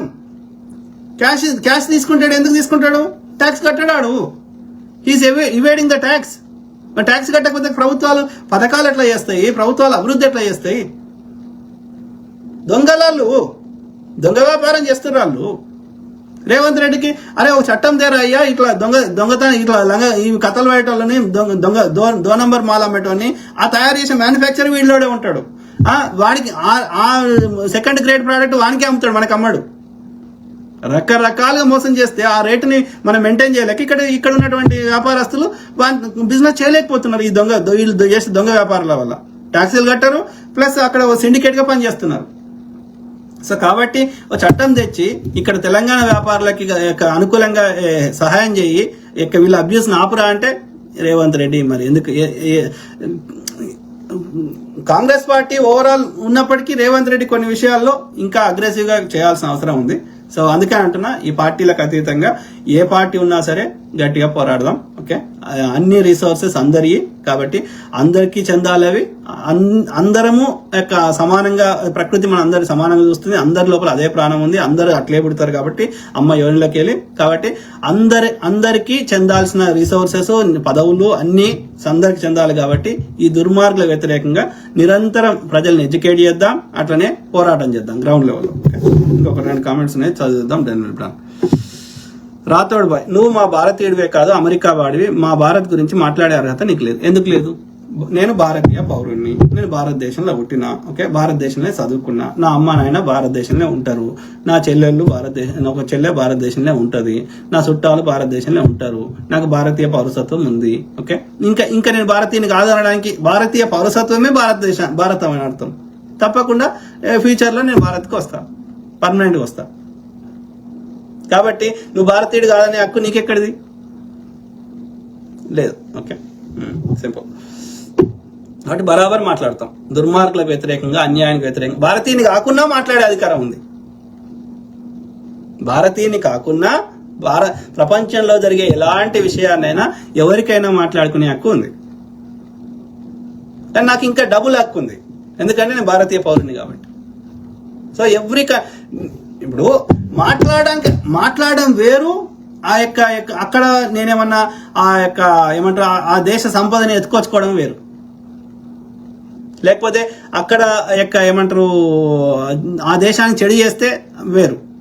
కానీ ఒక మంచి చేయాలని, ఒక హ్యుమానిటీ కానీ, లేకపోతే యునైటెడ్ నేషన్స్కి అర్థమైంది, లేకపోతే ఇంటర్నేషనల్ కోర్టులకు అర్థమైంది, ఇంటర్నేషనల్ చట్టాలకు అర్థమైంది, మానవత్వానికి అర్థమైంది.